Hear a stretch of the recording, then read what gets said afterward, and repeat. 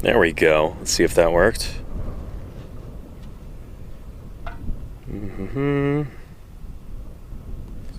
Alright, can you see and or hear me right now, chat? Let me know. Turn off screen rotation here. There we go.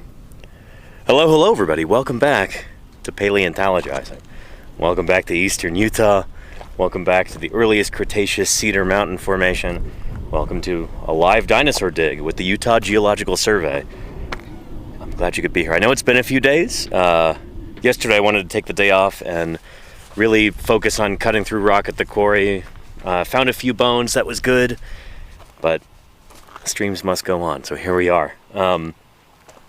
If it's your first time here, then welcome, and let me introduce myself real quick. My name is Danny Anduza. I'm a dinosaur paleontologist. Now, as you hopefully know already, a paleontologist, I work on dinosaur fossils in particular. They're study all kinds of different fossils, everything from fossil microorganisms like bacteria to fossil redwood trees. You know, if there's a critter that left record of its existence in the rocks, then there's a paleontologist who studies that. It's not just dinosaurs, and I want to make that very clear from the start, but I do work on dinosaurs, and that's what we're digging up here, so, you know, disclaimer, don't want to be too much of a dinosaur chauvinist, but anyway. It's good to have everybody back.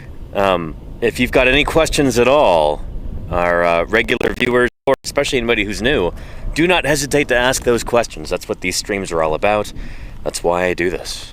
I see this as a means of effective science outreach, and it's proved to be pretty effective, actually. By showing you how we dig up fossils in the field rather than just telling you, it's pretty cool, I think. Being able to interact live with a group of scientists, and, you know, we can show you unfiltered what our work is actually like, you know, unedited in real time. So I'm glad you're here. Welcome, everybody. Yeah, and there you go, water and poetry. I think you're probably right.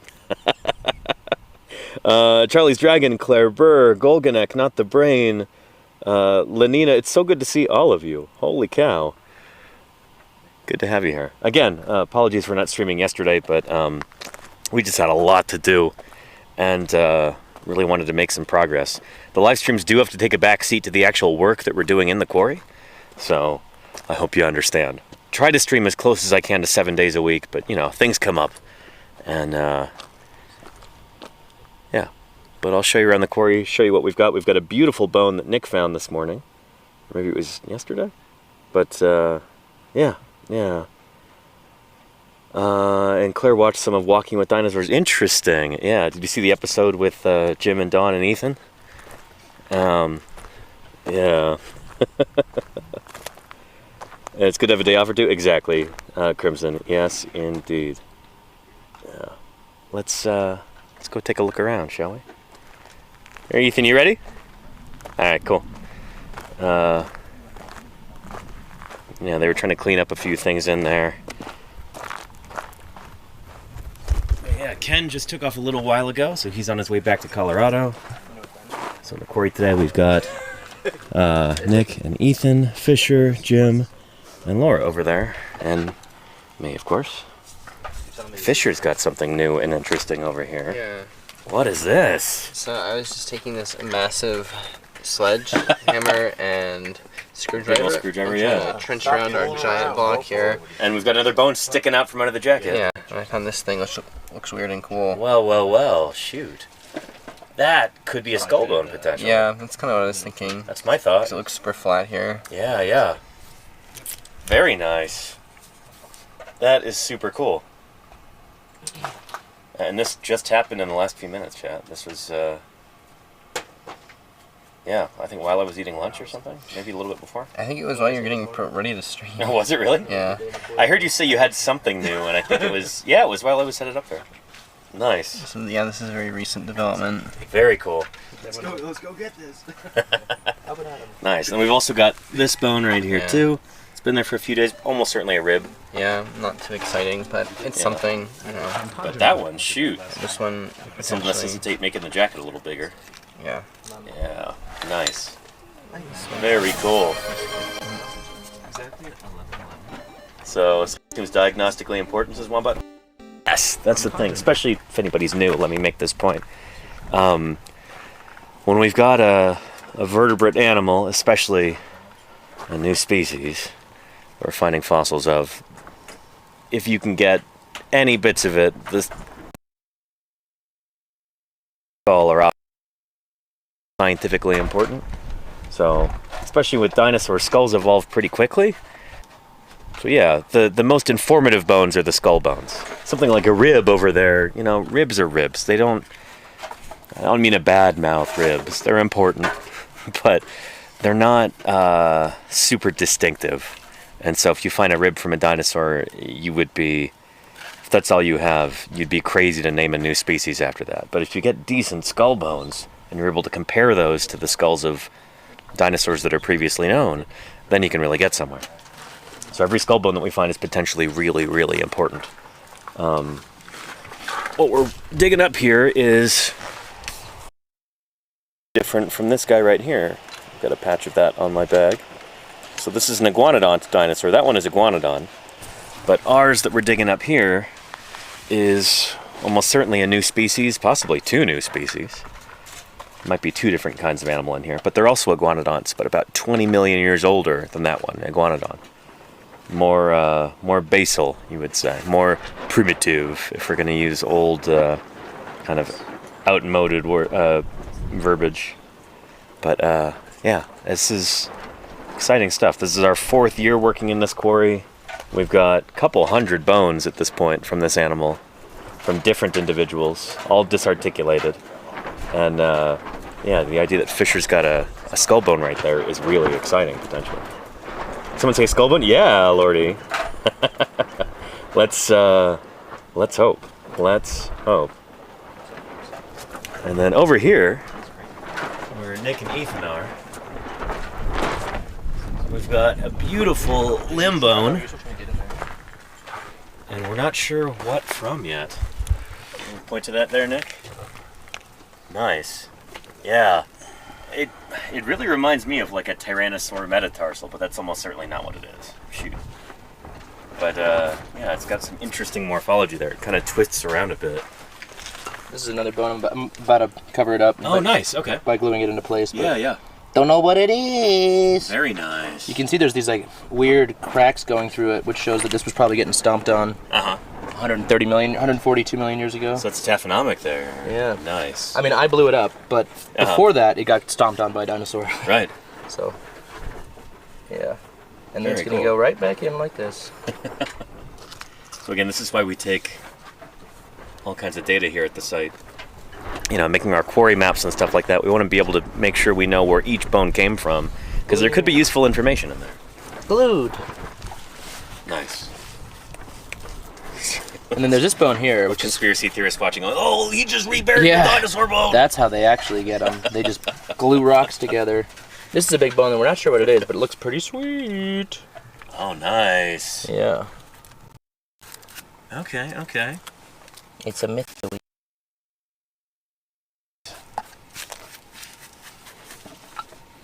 Nick, what is that big bone over there? Pretty spectacular. Because the first part I found was just this tiny little piece sticking out here. Uh-huh. And I was like, oh, new bone. And then you just follow it back and it just turns into this huge thing. And it's just, all we've been finding, like, yesterday, the day before, all I found were little tiny, like, nugget jelly bean size bones. So you're just... I thought maybe this was going to be another jelly bean, and then sure enough, it turned into this. Nice. A jumbo nice big bean. bone, a jumbo bean. That becomes... I could see that being public. Could be like an ischium. Could be really cool. See it. I would love to see if I leave today, because I won't be out here tomorrow. Yeah. Jim and Fisher are going to be leaving first thing tomorrow In a morning. few days. Selena Suarez and 2 students will be arriving late in the afternoon. I don't know if they'll be able to stop in and say hi on the stream. Yeah. But Selena is working with me on the Jurassic Cretaceous boundary. She's our queen of paleoclimates and stabilized to geochemistry, and she's got 2 students working on projects out here on paleoclimate, stable isotope geochemistry. Yeah. You are what you eat, and you are what you drink. And those records in the bones and in the rocks give us a pretty good picture of what these climates were like for these different faunas. So, Where is she from? she's Pem now at the University of Arkansas. Ah. Are Yeah. you not going to drink this, Nick? No, it's you. So yeah, it'll be cool to have Selena on stream. Triassic-Jurassic boundary down at Nice. Yeah. so that I'm really excited about. That I would have probably gone into a lot more over-the-top excitement on it. That she was very subdued. You got a lot of stuff. You go, look at this, folks. And she just didn't go there, but I would have gone there. Yeah.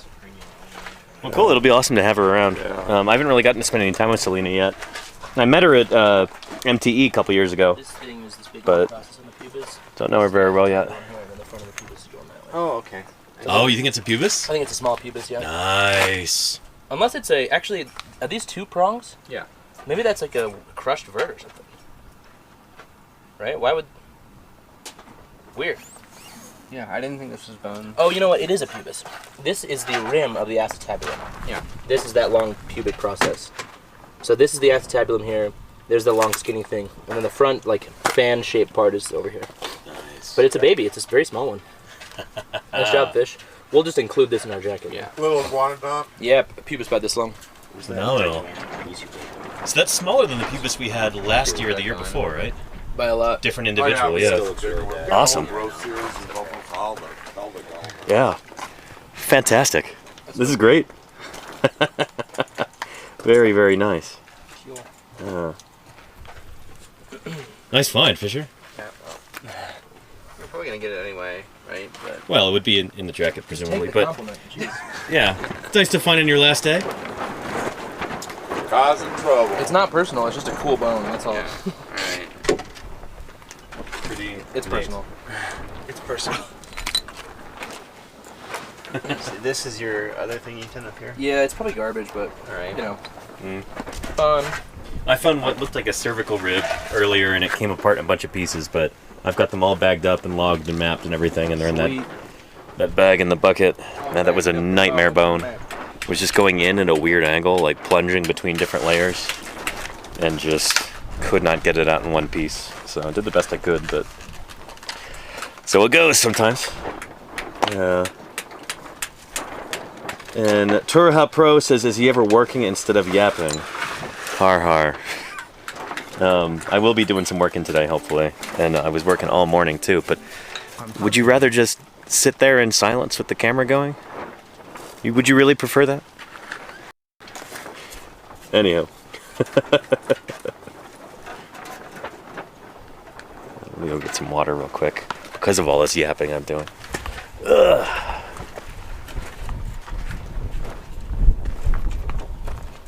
Anyway, again, if anybody's just waltzing in, welcome to Paleontologizing. My name is Danny Anduza. I'm out here in eastern Utah, kind of near the town of Moab, with the Utah Geological Survey. We're digging up at least one new species of dinosaur here, possibly more. Time will tell. But let me know if you've got any questions. Yeah. Anywho, get some water, put the camera down, and start digging.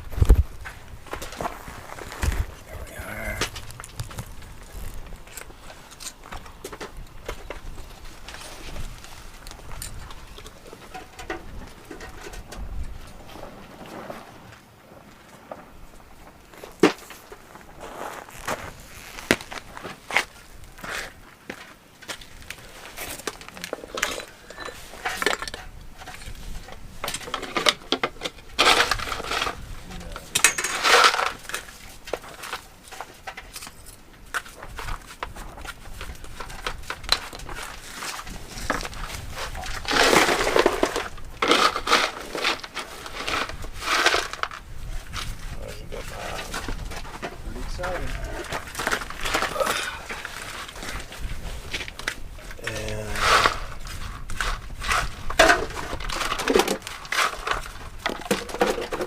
What's the grid structure for? Asked Petrovic. So we've got a whole grid system laid out here with these data nails. See how we've got these tags on them like this? So this is part of our big map. And then, there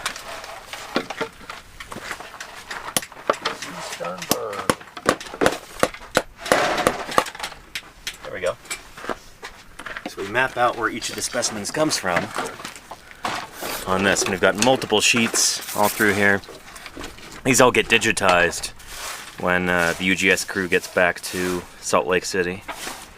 And that way we've got record of where each individual bone came from over multiple years. So we can combine all of these different kind of map sections together. So we know where each of the bones comes from, and we also have details on which stratigraphic horizons they come from. Fourth year digging in this quarry. So we've got a lot of map sheets and a lot of data there, trying to figure out, you know,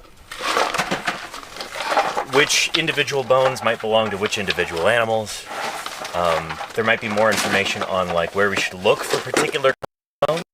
If we're finding a bunch of hind limb elements in one area, we go, oh, okay, well this is where a hind limb are disarticulated, and if we're missing some bones, maybe we go back and look, that kind of thing, you know? At a site like this, you might have, you know, flowing water having deposited these rocks, and so flowing water is also going to move the bones around. And so if you can tell the direction of flow by how the bones are oriented, you might have a good idea of where to look for more bones in the future, you know? Does that make sense? Yeah. You guys should all go to Moab.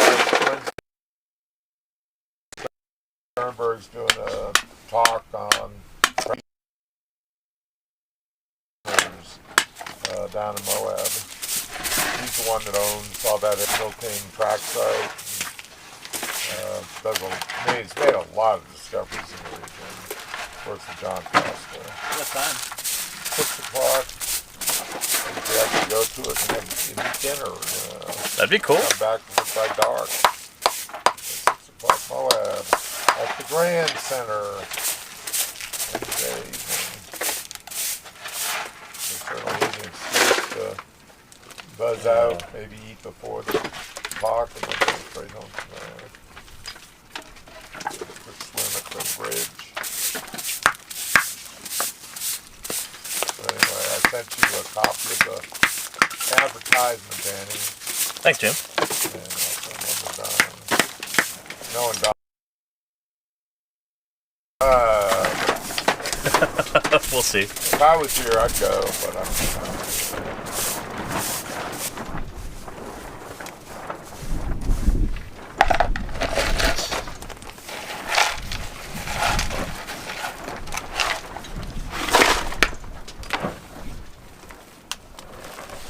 Clean up my area before I start digging in earnest.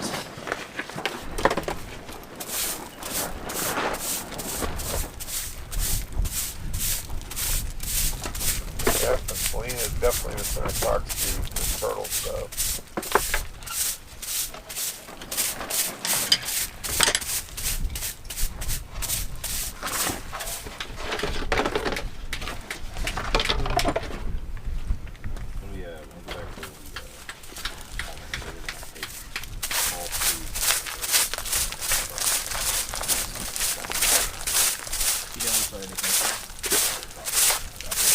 Get this dust down now before it comes down of its own accord and messes things up.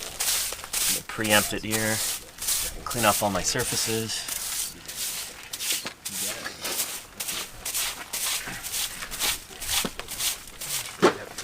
Because what's the phrase, Jim? A clean site? That underlayer is Clean site is a natural site. Exactly. So it's important to try and keep things clean. You have to destroy it with rubble all over it. Right. Chop through it. The fewer visual distractions, the better.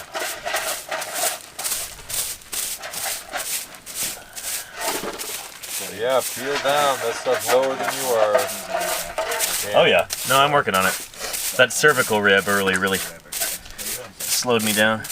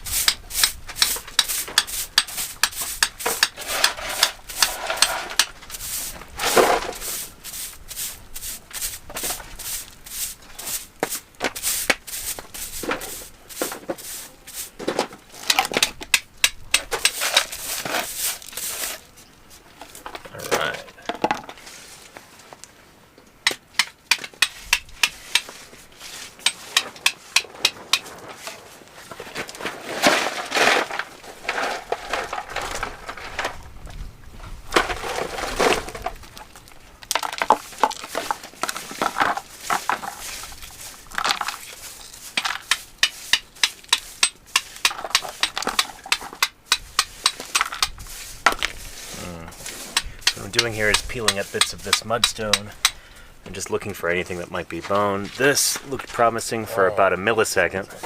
That's just some like organic stain on there. Not a bone.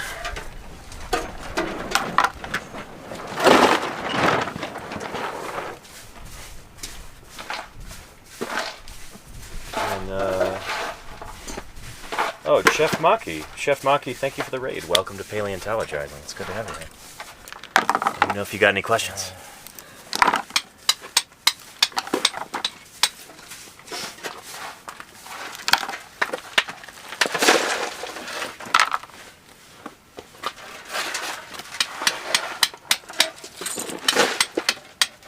This is all safe to take down, right? This little thing here. Oh, right. Okay. I meant this. Yeah. Yeah. And then this bag has the little strips. Nice. The corner. Other than that, yeah, it's all good to go.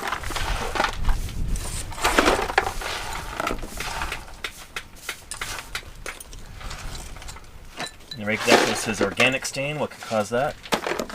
I mean, you get all kinds of just like organic-y stuff preserved in here. This is the bottom of an ancient swamp. You know, kind of a marshy habitat. So all kinds of different critters. Plants and animals and fungi and who knows what else. But yeah, for something like this, it's actually an interesting question. Yeah. Jim, in terms of like diagenesis, what causes this? If we just got, is this like actually an organic stain right here, or we just have different kinds of rock there? Take a look, see. It's nothing exciting, obviously.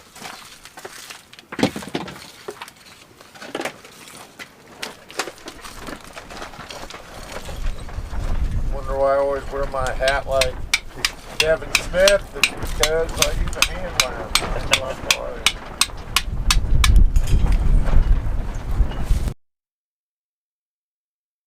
Sometimes it's mud making its way down cracks, you know, from above. Yeah. Some of this, you know, this right here maybe, but there's some plant stuff. Yeah. We've got some gypsum in there too. Yeah, they might have gypsum too thick. Here, I'll show you in a minute, chat. Yeah, here you go. Yeah. Yeah. What was that little?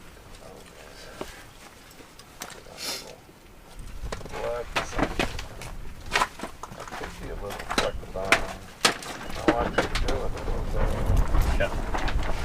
See that little thing there? Uh-huh. It probably is gone. Huh. I know, it's like people just with my hand lines. Yeah. There should be mammal teeth and things that we but the probabilities of the mammal teeth, big one would be that big. That's big for a mammal teeth. Yeah. You gotta be real lucky, and you gotta be just combing it with your hand lines to find it. That's why we streamline. Right. I gotta remember to ask for my hand lines back too before you take off tomorrow morning. Yeah, I know. I certainly hope I remember to buy. I'm gonna just buy a new one. Yeah. You know. It's an essential thing to have. So anyway, here. We're looking at this. We got a few different things going on this chunk of mudstone right here. That might be a tiny little chunk of bone. That's what Jim was talking about earlier. But too small to be of any scientific value. I've got a little pebble sticking through right there. And then these brown stains could be different kinds of mud. Just during deposition, you get, I don't know, stuff gets unevenly spread. You've got this brown surface on here, and this like blue-green surface. The white stuff that you see along here, these are gypsum crystals. So that's like an evaporite mineral. That's how they translate vertebrate paleo from the Arabic.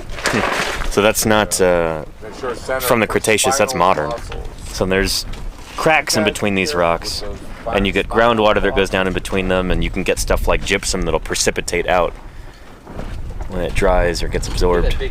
So yeah, so this is the sort of stuff that we're looking at all the time, stuff that can be confusing, because it might, at a glance, you see a flash of brown on a blue-green surface and go, oh, is that some bone there? But nope.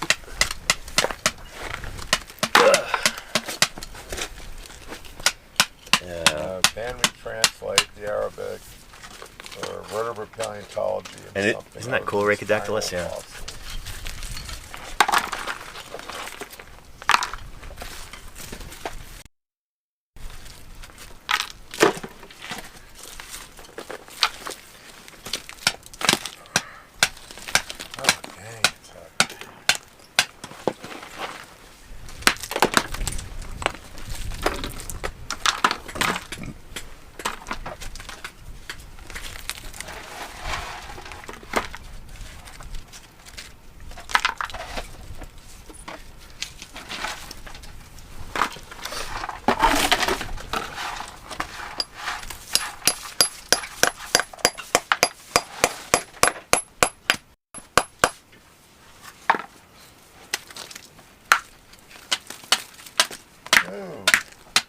Ben Berger just publishing a paper on multiverculate extinction.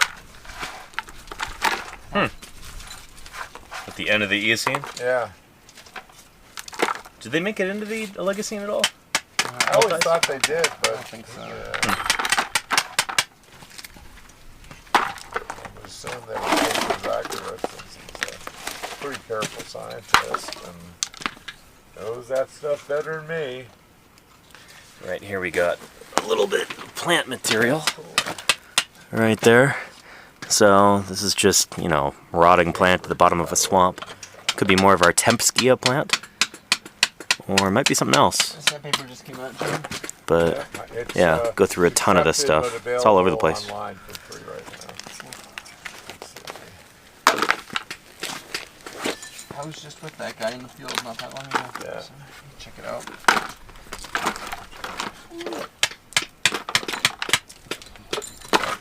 Cambridge University Press. Open access, Annie. What's that? Open access? Open access. Nice. Yeah, let's get that one more time. I have one in my bag too. What's the publication? Do you plug your other nostril? No, I just suck it all up. Do you plug them? Plug one side. Save PDF. See, I don't do PDFs most of the time.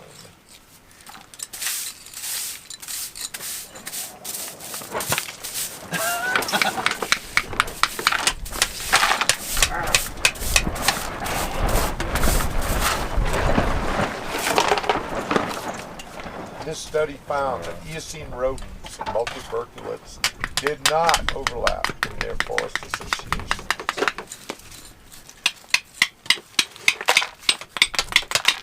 Let's see. And moth-proof KT. That's a neat idea, but that would That would be super illegal to do that. Whatever that is in Alness. All of the bone that we have here, vertebrate material, is protected under federal law because we're working on federal land here. This is land administered by the Bureau of Land Management, and we're working here under permit. So, yeah, all the vertebrate material, all the bone stuff is, if it gets collected, it needs to go to a museum. Can't exactly, give that stuff away or anything. It's not ours to give. It belongs to the people of the United States, So conclusion. Habitat preferences between rodents and multivertebrates, changing forest structure rather than exclusion drove multivertebrates. So climate change got cooler, warm easing forests went away, and the multivertebrates went away with them. It's an interesting idea. Like, what do you think they were specialized in eating that would have disappeared for them or whatever? Well, the whole Metasequoia, Alanus, I forget this other genus, forest, he said, just really goes. Metasequoias become pretty uncommon. Uh-huh. And definitely, it's that loss of that forest type seems to coincide, and that's where you find them. That was just the abstract. Huh. Because presumably multi-tuberculates are eating seeds and bugs, right? Yeah, probably. It's certainly their dentition, but with that blade in front, in some ways they're actually more like some of the marsupials in Australia. Huh. In terms of the way the dentition operates, which is interesting. More so than rodents.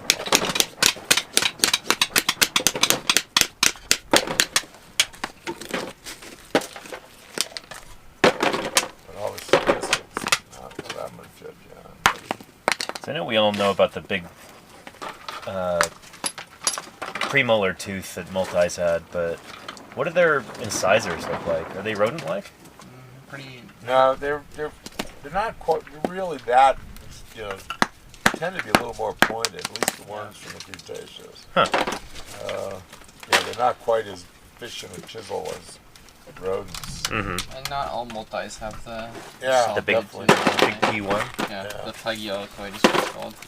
What's it again? The plagialicoid. Plagialicoid? I think that's the one. That's neat. Let's see. Got another bit of plant right here. Right there, part and counterpart. So it's important to split these things open. Sometimes you'll occasionally get something cool in between, but this is not worth collecting. It's just a bit of plant. So, Danny, Yeah. if I was to share this with you, look at these symbols, trying to figure out which way it would be. Which one's you don't do X anymore. So you don't have blue sky. So what you do is just grab the link, which should be the two chain links right there. Right? Oh no, maybe not. That's a QR code. Go back. Oh, here we go. Yeah, just put the scissors. It'll copy it. Yeah. And then you can...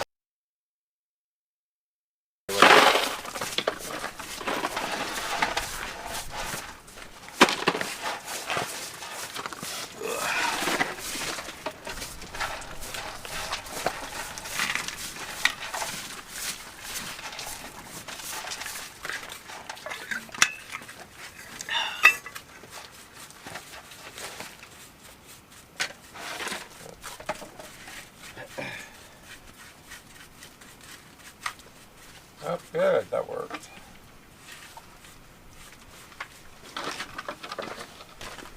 Well, that's neat, Alexander Morrison. Terror bird, tibiotarsus found with potential half-grown Purasaurus teeth marks. Lack of healing on the marks indicates potential direct predation or scavenging. Neat. That's pretty cool there, Alexander. Thanks for posting. Yeah. Good stuff.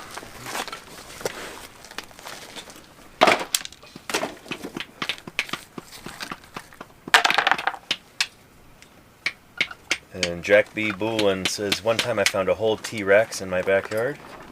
Yeah, plastic toys don't really count. We're here, digging up fossil dinosaurs. That's cool though.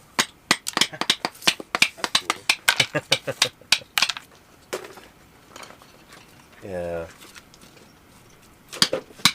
And Chaotic Kitten, it's good to have you here. I'm glad to provide a positive distraction. I hope, I don't know, hope things get better, whatever you're going through right now.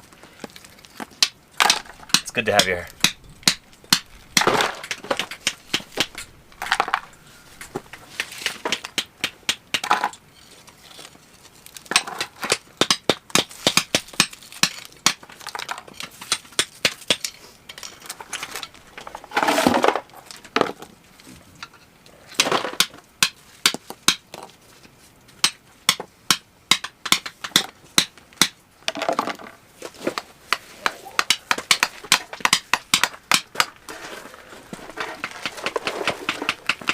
Empty this out.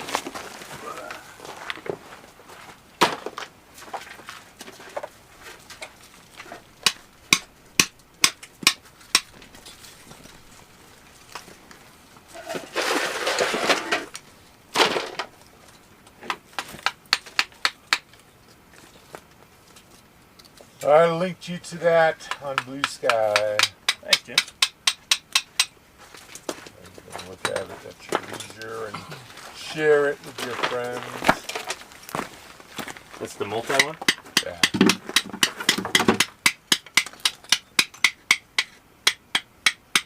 Blue Sky's hard to share with, but Yeah, a lot of websites don't have the little share button yet, but they'll get it.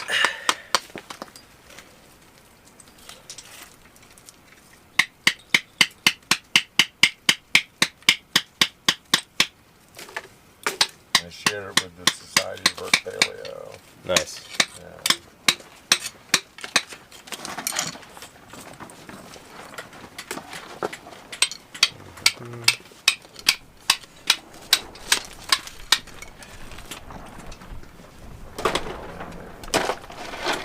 Josh Lively's in the same universe.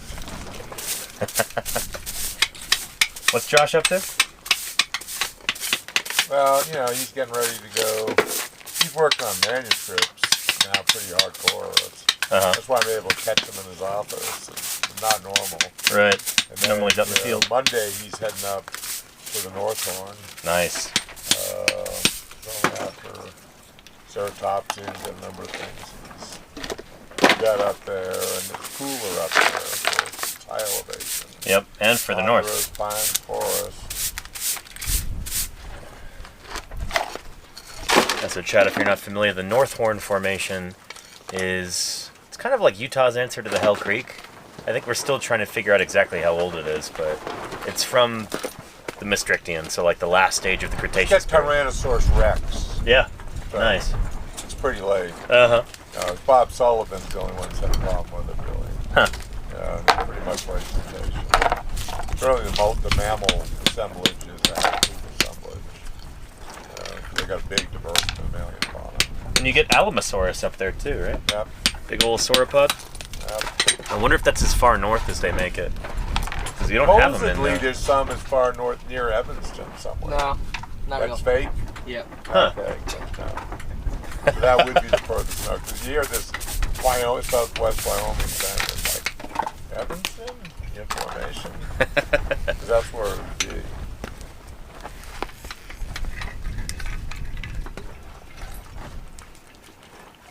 So, yep, that's far north. And they got beautiful stuff from there. Fully articulated foreleg and stuff. Beautiful. Yeah. Hike the Earth wants to know, how many gifted subs do we need to get Jim to do karaoke on stream? Get karaoke on stream. Gifted subs do me no good whatsoever.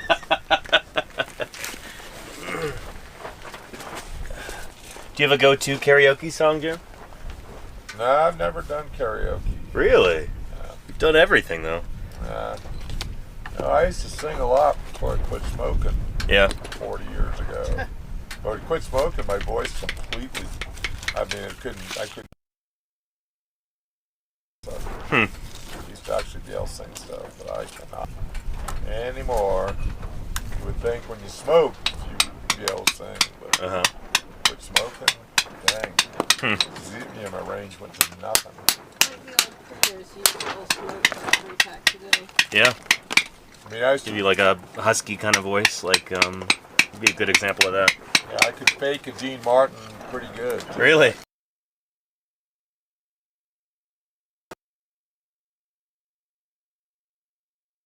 Oh yeah. Chance and heck that I could do that now. Yeah, Back but you then. used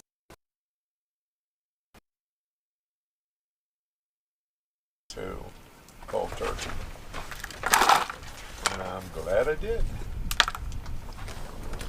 Did you sing for a bobcat, Jim? Oh, I would sing for a bobcat. Somebody They might regret it. suggested that. Yeah, they might regret it. I need karaoke because I know no songs by heart. Maybe Happy Birthday, but yeah, that's about it. But I can rub out a lot of songs. Do the national anthem. Yeah.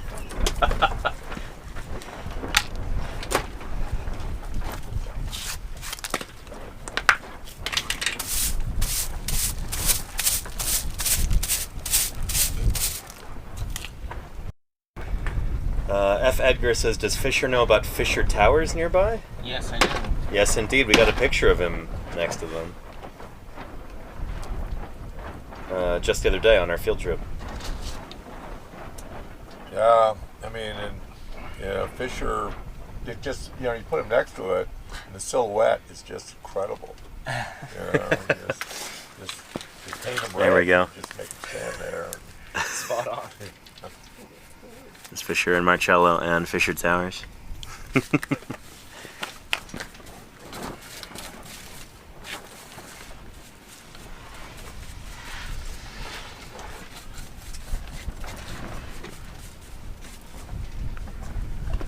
Oh man, that warm air is pretty warm.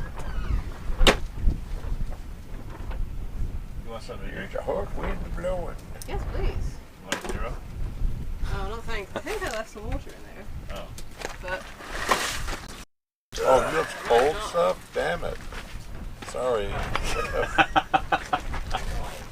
Nick, we got a greeting for you in chat too from Arch Cryptic. Tell Nick hi from the Shack Man. Lol. Shack Hello. Man. What's up, Shack Man? I'm drinking hot drinks over here and they got ice. Man, I did not know you were friends with Shaquille O'Neal, Nick. That's pretty cool. Yeah, I got some good dragons. Yeah. Yeah, Shaquille had been in the story really good. Nightfall the Red says found any Before interesting it, finds you yet? got the How's the dig advantage. going? It's going well. Yeah, Nick found a really cool bone over there. They're working on. I had a crummy cervical rib or something come out earlier. Took way too long to extract, but yeah. And then yeah, just working down through this layer. Do this. Hopefully, there's more good stuff deeper down. Fisher, do this. Oh yeah, and then Fisher's got it looks like a pubis over there.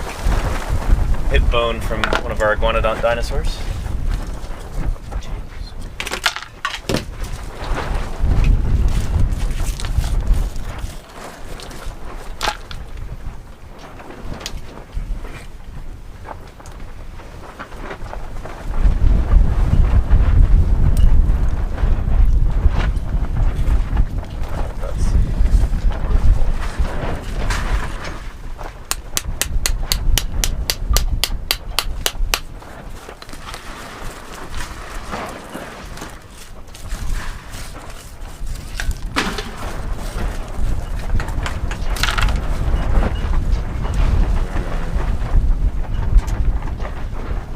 Guess I'll work on this.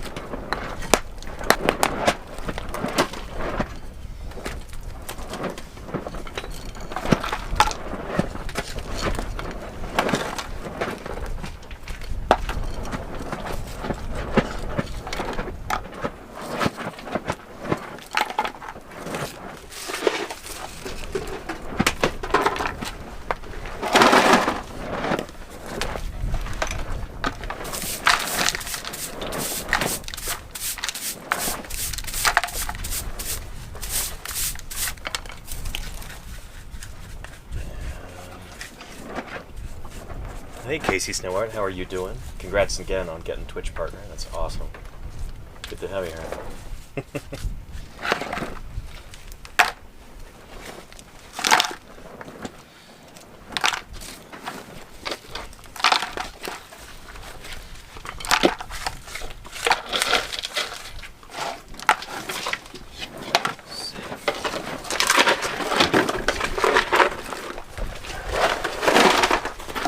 That bone's under here. Oh man.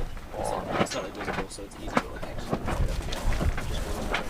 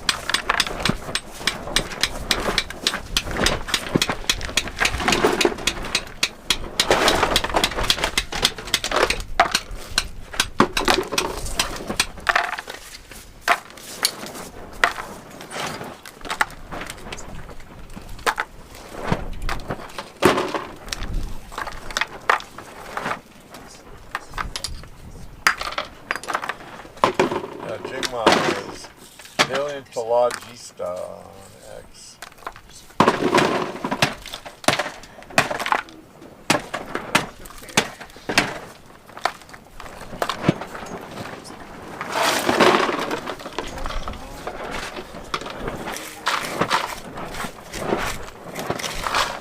Yeah, Burger Jones says, what are you hoping to find in this layer? More iguanodont bones. Yeah. And a giant theropod. And a giant thing. Oh, yeah. That would be pretty awesome. I might finally be getting down to the layer where I can find something. It seems like most of the good stuff is a little bit lower than here. It's nice to take a day off from streaming yesterday and just focus on moving a lot of rock. Found a few little tiny bones too that I collected, but nothing too exciting. Bones before clothes.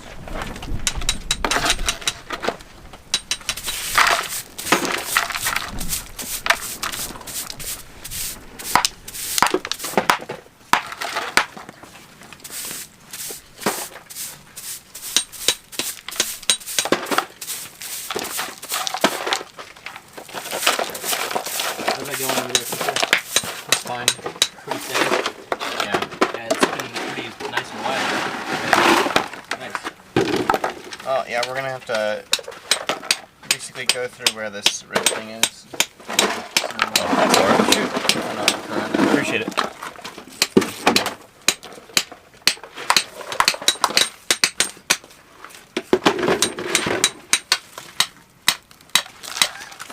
I love it. Press conference with the Prime Minister of Britain, Trump. We had a country that was dead 1 year ago. We had horrible people running our country. Oh boy. This is a speech in a foreign country. Mm-hmm. I think they were sick people. They didn't know what to do. It's like people talk about the Dixie Chicks. Mm-hmm. Talking against Bush and slamming them. Like Trump, you're slamming our country in another country. I guess this was Scotland. With the Prime Minister. Like, damn it. Don't insult our nation. And let's see here. Oh, man.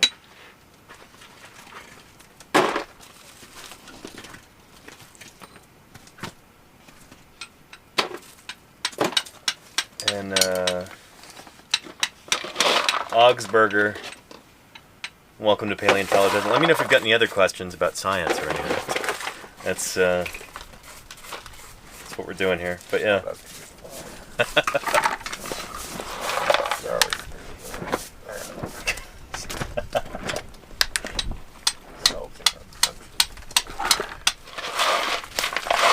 That's nice.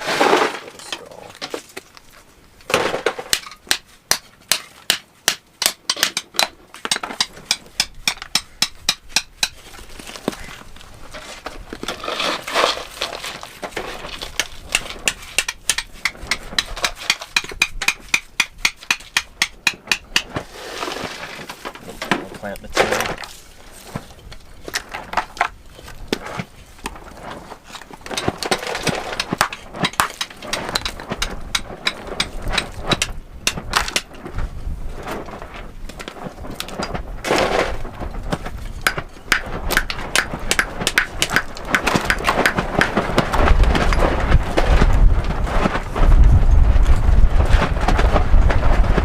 Reattach that.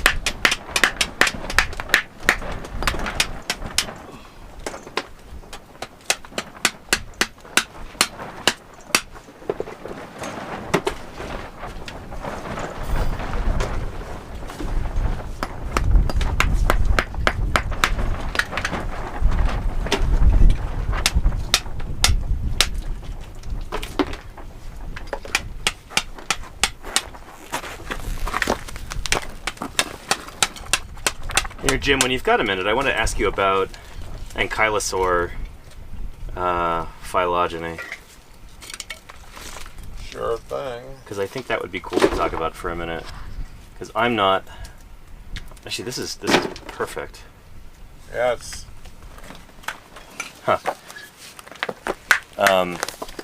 This is a book we're talking about a lot recently. This is Krista Sadler's new book, Dinosaur Frontier. It's all about the Cedar Mountain Formation. We actually appear in this book. Jim is right there as the technical consultant for the book there. Principal technical advisor. Yeah. Krista Sadler should be here in a few days, and we'll be talking about this book and why you should get hold of it if you can. The first scholarly book written on the Cedar Mountain Formation.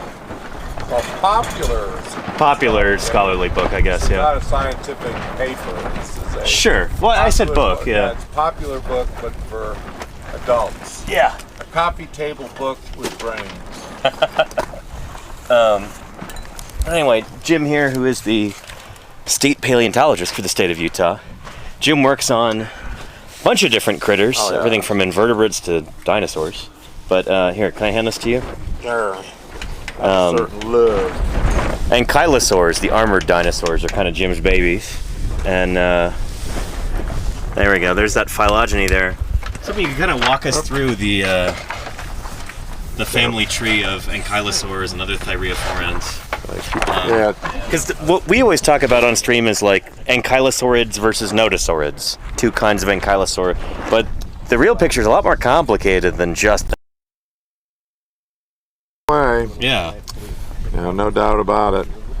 Well, probably, it's focused around a couple very famous animals from late Cretaceous, obviously. Yeah. Ankylosaurus, and they really don't, let's see, Pleuropleides, they don't go to Edmontonia, which they really should have. But, when you look at this family tree, of course, the Thyreophora, the armored dinosaurs, if you're a Dave Norman fan, you put Scelidosaurus out at the base of Ankylosauria. Right, yeah. It does have cervical rings. It's got 5 of them, as opposed to 2 to 3 in Ankylosaurids. So cervical rings are these rings of armor bone around the neck, hence cervical rings, and they're really diagnostic. So if you find those, it's one of the best parts to find of an ankylosaur. You can tell who it's related to. To some,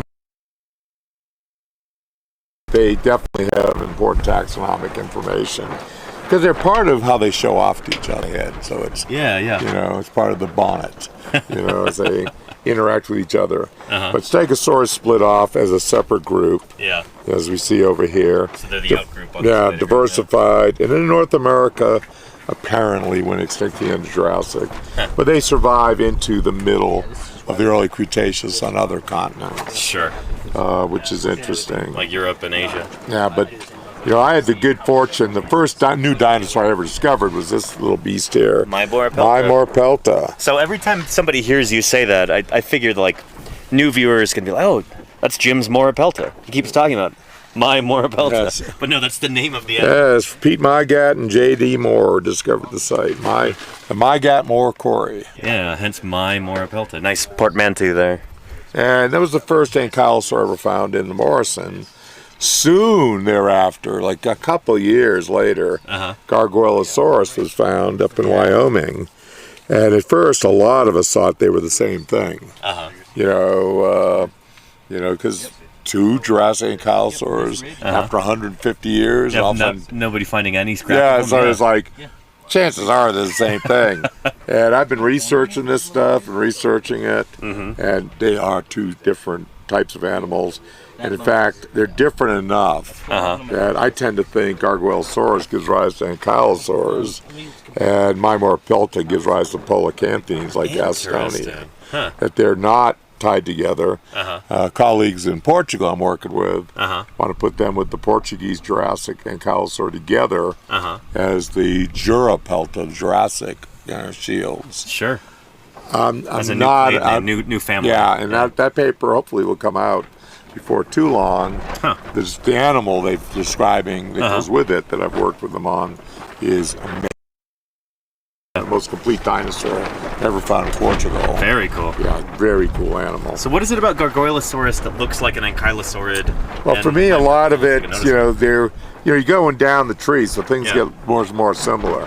Leoningosaurus, I don't know if I'd put it there. You know where it goes. You know, I tend to put it more near the base of ankylosaurs.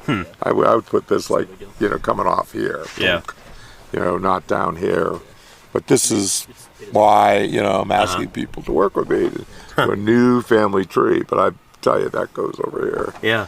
You know, and we wrestled with this a lot. They send this back, send it forward. And I'm not even sure Leoningosaurus was on the last copy I saw of this. But my Morpelta does seem to be closer to polacanthines. One of the big key features is when you look at the pelvis. And the pelvic structure, there's another sacral rib. So the sacrum, instead of having really mainly like 3 main sacral rib verts, there's 4. There's one more in Gargoylosaurus. Also, instead of having a big flattened ventral groove under it, which polacanthines all do, my Morpelta does, and nodosaurs, I tend to think this is going to these guys. This guy has, round to keeled, vertebra under the sacrum, under the hips. And that's shared with the ankylosaurids. Interesting. Okay.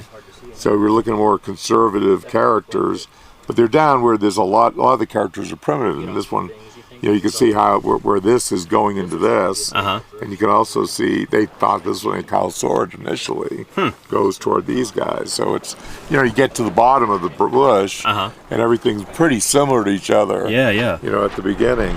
Interesting. But as we go up family tree, we have the polacanthines, and there's at least 7 taxa in North America and a few in Europe. And we go up, and the big split has always been nodosaurs and ankylosaurs. Right, yeah. Ankylosaurs with the tail clubs, or with a handle, the proto-tail club. And other skull features that's, we separate them off. But the nodosaurs don't have a tail club, tend to have bigger shoulder spines and things. They're hard to see there, but it's Pleuropleides and, Europelta and Borealpelta all have bigger shoulder spines. But the Struthiosaurs, which do have some big shoulder spines too, is a European stuff. I had the good pleasure of naming this dinosaur and seeing that the Struthiosaurs all share a lot of characters that are unique to any of the North American animals. Right. So all of a sudden we have the Struthiosaurinae and the Nodosaurinae. The folks in Europe think this is a paraphyletic group. I think it's monophyletic, likely, but with more than one line. So Anamantarchs, and the stuff probably goes to Edmontonia, things like that. And then we have the big early Cretaceous, things like Sauropelta, Pleuropleides, which occurs in the upper Cedar Mountain. And Anamantox is actually way at the top of the Cedar Mountain. So this isn't perfectly showing time, but to give you a feel, both of these guys, Cainocephalus, has Asian relatives among the Ankylosaurids, and is from southern Utah. Right. And of course, Ankylosaurus is the latest Cretaceous, Montana, Alberta, etc. But this gives you a feel. It's a pretty diverse group of animals. Right. And in our family tree we're trying to create, we have 80 taxa we're looking at. And there's like maybe 14 kinds of stegosaurs. So this is a much more diverse group. So stegosaurs get a lot of attention, but they don't become nearly as successful or diverse as the later ankylosaurs. Yeah, they really are pretty conservative. But one of the things that they all share is they tend to have pretty short forelimbs, and they, the way they protect themselves is they hunker down and slash their tails. These guys tend to have blades along their tails. Stegosaurs put a club. Stegosaurs have spikes. But how they hunker down and grab on with the front, the shoulder girdles of Polycanthines do it one way, Stegosaurs do it one way, Dinosaurs do it one way, Nodosaurs do it one way, Ankylosaurs. Within the groups, the pectoral girdle, the shoulders, how the pecs are set up, stay pretty stable within these things, and as well as a number of cranial features and things. It's a fun group to work with, figuring out how the armor goes. I'm very comfortable that Polycanthines do have dorsal armor. Maiamauropelta hasn't developed that yet, spines that go off the back. But the whole evolution of these guys, I think, is they start getting wider bodies, being harder to flip over, with plates and things to prevent that from happening on the side. You think that's what Gastonia, like why they evolved those spikes and plates to go out? In general, to make it more difficult to flip and wider hips. They just make the body of these guys is about 50% wider proportionally than Maiamauropelta. Nuts, they show it down here. I would have put this down here. Lower, it's a smaller animal and older. But they developed shoulder spines, so things like Utah Raptor couldn't just jump on their backs, and hang on and just eat their way through the armor on the back. They start developing shields and things that are more robust to prevent, the animals from jumping on their back. Like I can't flip them, but I can hop on his back and chew its way through. And the holotype of Maiamauropelta is like all the dorsal verts are chopped off. You have armor, plates with teeth in them. Shoot. Teeth marks. So somebody was eating them. Somebody ate the Maiamauropelta holotype. What teeth were they embedded in there? Like Allosaurus? Well, they weren't embedded. They were tooth marks. Oh, gotcha. But probably Allosaurus, because the site's full of Allosaurus. So that's a question we just got in the chat. How would guys like Gargoylosaurus and Maiamauropelta defend themselves against all these huge theropods? Well, they're heavily armored. They have shields over their hips, because they're totally more, fused bone over the hips than big adults. Spines going out laterally on their sides. There's other pictures of these things in here. Like this is classic. They're just spines and the shoulder lateral all the way down the tail. They get smaller to the tip of the tail, as you would expect. But there are basal ankylosaurids that instead of a club have a huge battle axe. The plates that go down. And these guys, they never show them, but they tend to have plates down the side of the tail. They're more widely spaced than these guys. So they keep those plates, but the last ones become massive clubs. And these guys, but there is one in Asia that has a battle axe. So they stayed sharp, but it's huge at the tip of the tail. So rather than like a big rounded club, it comes to a sharp tapered end, like a not it widens to the end. It looks like a battle axe. Interesting. So the blade is a big blade, and it comes out like that on either side of. Has this been described yet? No. Oh, okay. Shoot. I can't say too much about it. But I'm getting a little bugged because I first saw it knew about it 10 years ago. I was like, write a paper on this, because Victoria Arbor very properly decided that was probably like, one of the intermediate steps. Because you've got these plates, for cutting, slashing things.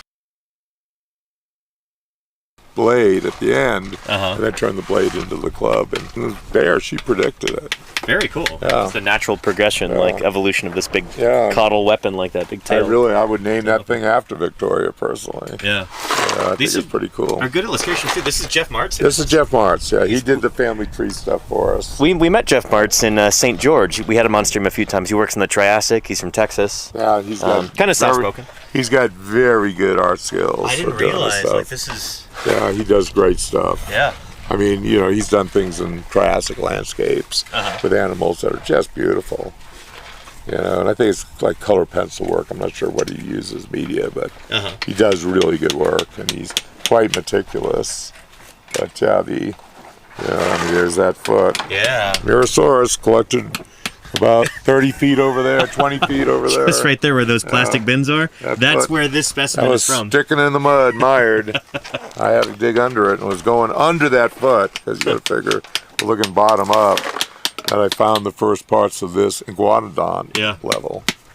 And we got a reconstruction of Mirasaurus. That's what we think this sauropod looks like. Longer skull. So that's a sculpt, right? Do we actually have any skull material? Oh, we have almost the entire skull. Oh, really? Oh, yeah. We have the whole brain case. We have, maxilla. We have lower jaws. I forgot about that. I've seen this we're missing this. Yeah. In Europe, they've got, complete Toriosaurus skull material for Toriosaurus, which is almost as big as Brachiosaurus. Shoot. I mean, the skull is huge.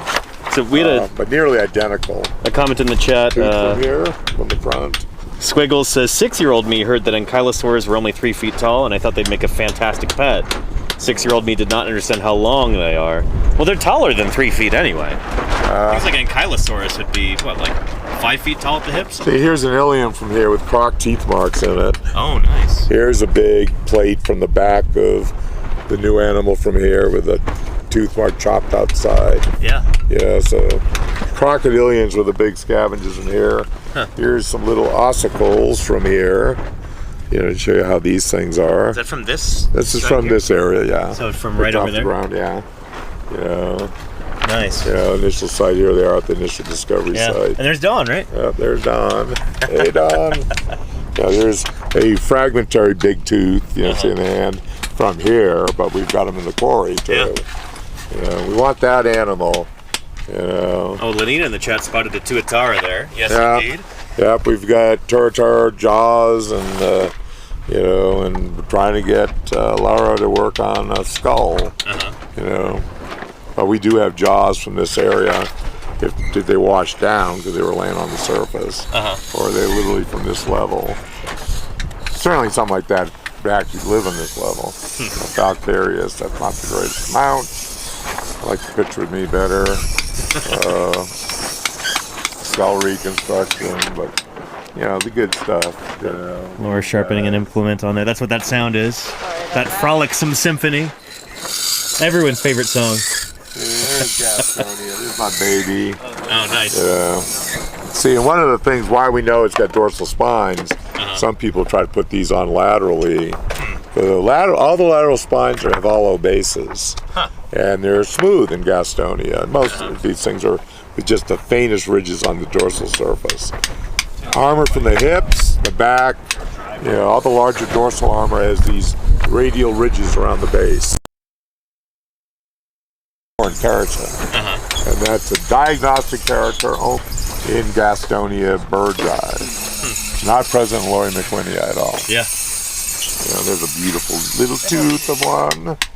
They're such pretty little teeth. That is a very pretty That is a pretty little tooth. Gastonia tooth? Yeah. Nice. From this quarry. Or not from this quarry, but teeth. We have some teeth from this quarry that are pretty similar. How similar do they look in Gastonia Lori McWhinney eye? Like when I go up to Lori's site in September. They're going to be pretty much the same. And same teeth. He found a little jaw fragment with a tooth like that that's like 2 or 3 millimeters across. It's got to be the smallest ankylosaur tooth ever recognized. Showing that we got a whole growth series there. Yeah. Oh, sorry, BBC. Your story that this was all bachelors is totally wrong. And we said as much there, but it wasn't good enough for your story. We just got another question about that. What do you think of the depiction of Gastonia in that? Is it spiky enough? It's not bad. The head could be better. I'm working with just looking at some sketches from Andre Antushin,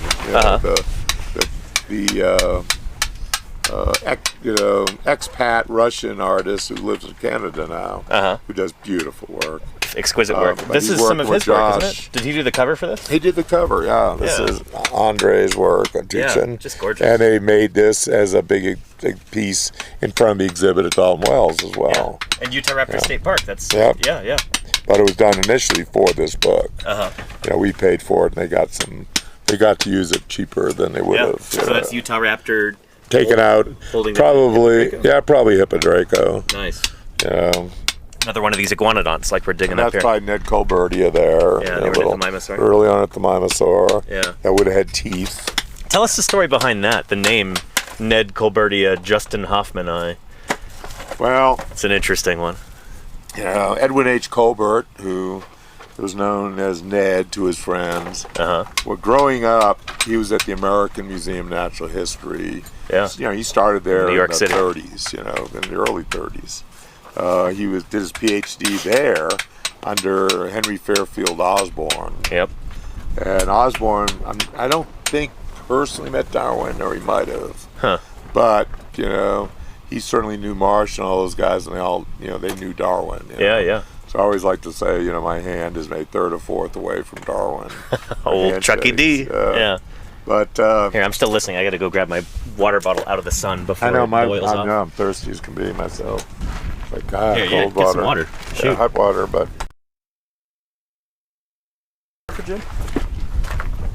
No, throw your water in the cooler, John. Let the ice. Danny, can I ask you to throw one You bet. of these unopened drinks? Absolutely.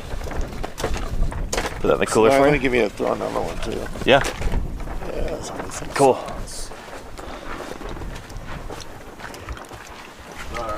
Warm or cold, I got to drink something. It's hot out here and dry. Yeah, it's a real dry wind coming through.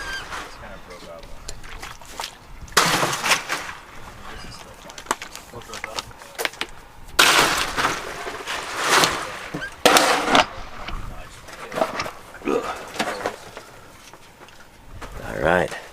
But, yeah, so Ned Colbert at the American Museum of New York. Edwin, New York, and he wrote the only real popular books, other than like Roy Chapman Andrews, who really didn't know much about dinosaurs.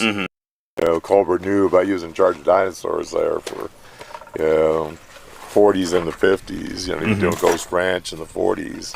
Working on Coelophysis, Yeah, the big Coelophysis New boy. Mexico. But he wrote the only really good, popular books, or at least the best and the most widely circulated popular books on dinosaurs at the time. And as a kid, I ate up his stuff, and he wrote, a great book on the history of dinosaur paleo. Men and Dinosaurs. Right, yeah. Great book. Got that on my shelf back home. Yeah. And, so, and I got to go, I went to Flagstaff. I was hoping he'd be on my thesis committee. Yeah. But he was an adjunct in biology. And the way the politics were, they wouldn't let him be on my committee. But I got to have an office next to him for a couple of years. And Ed would come in and, and I took his dinosaur class that he took, which was a lot of fun. And he spent, every time I opened my mouth, he'd correct my pronunciation of these dinosaurs, which was, learning experience and putting me in my place. Because you were like the dinosaur kid in the class. I was a dinosaur kid. Yeah. This is grad school. I can relate. My master's, but I've always been the dinosaur kid. But basically, Colbert was always a hero to me. Always was really good to me. I'm just proud as heck to have had him as a one-on-one mentor, at least for many things. Yeah.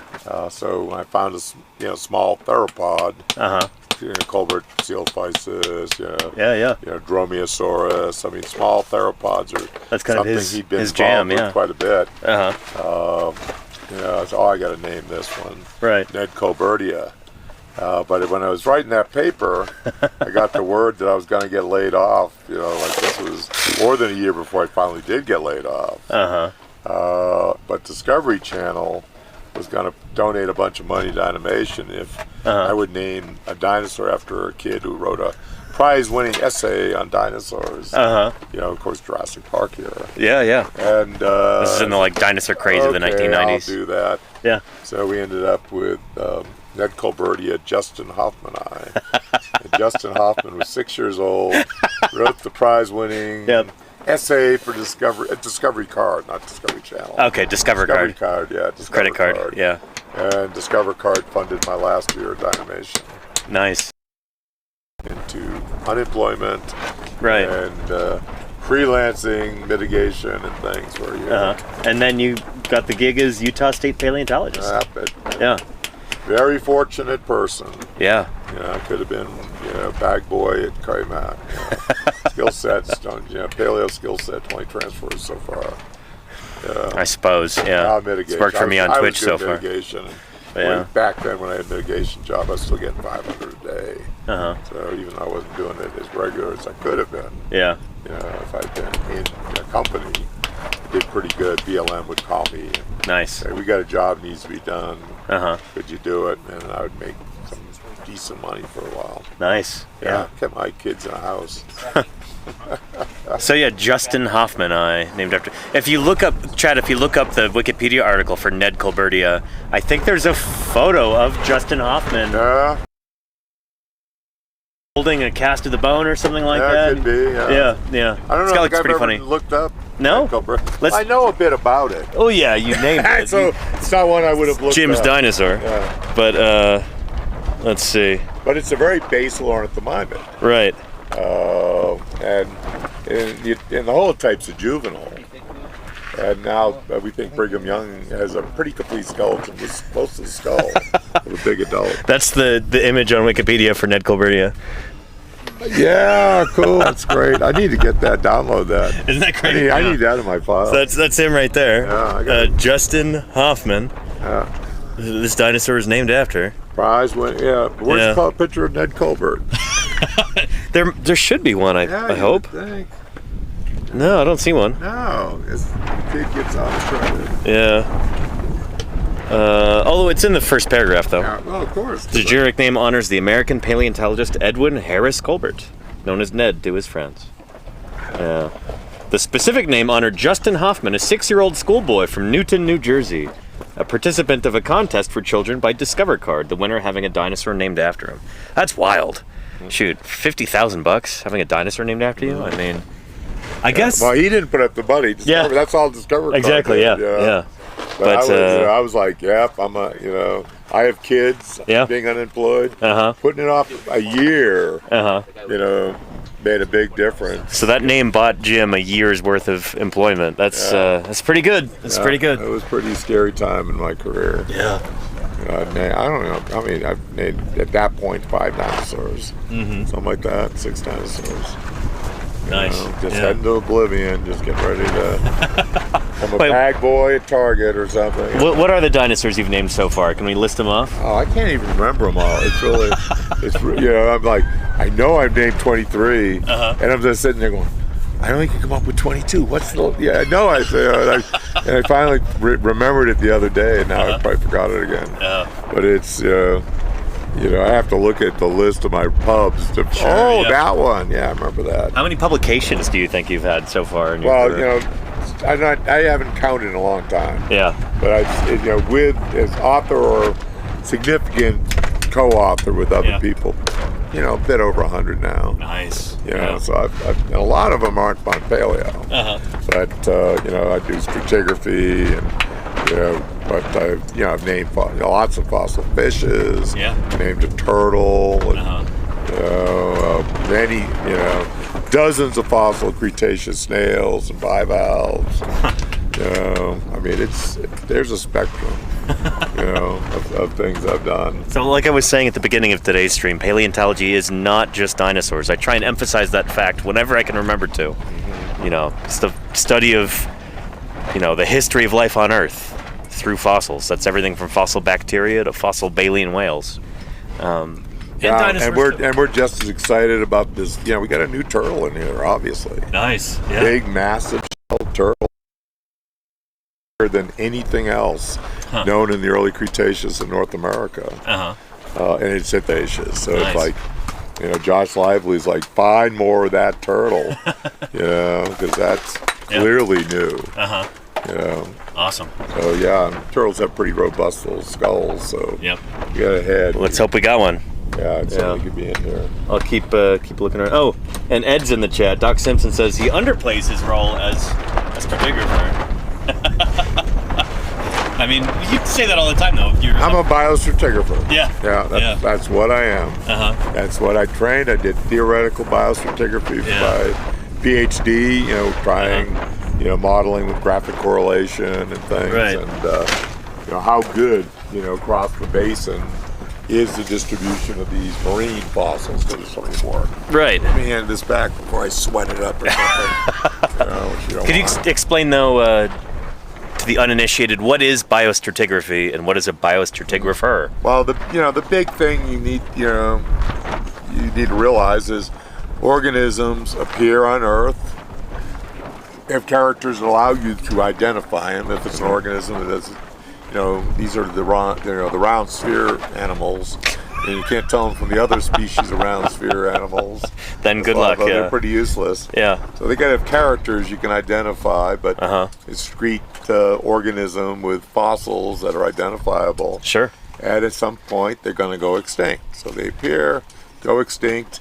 Often, you know, our whole model is they appear in one place. You know, they diverse. You know, they spread out. And they, you know, as they're going extinct, they may, you know, be little places they survive. Or they go out. 3D morphospace of an organism in time and space can be pretty irregular. Some organisms don't spread out much, and they last a long time.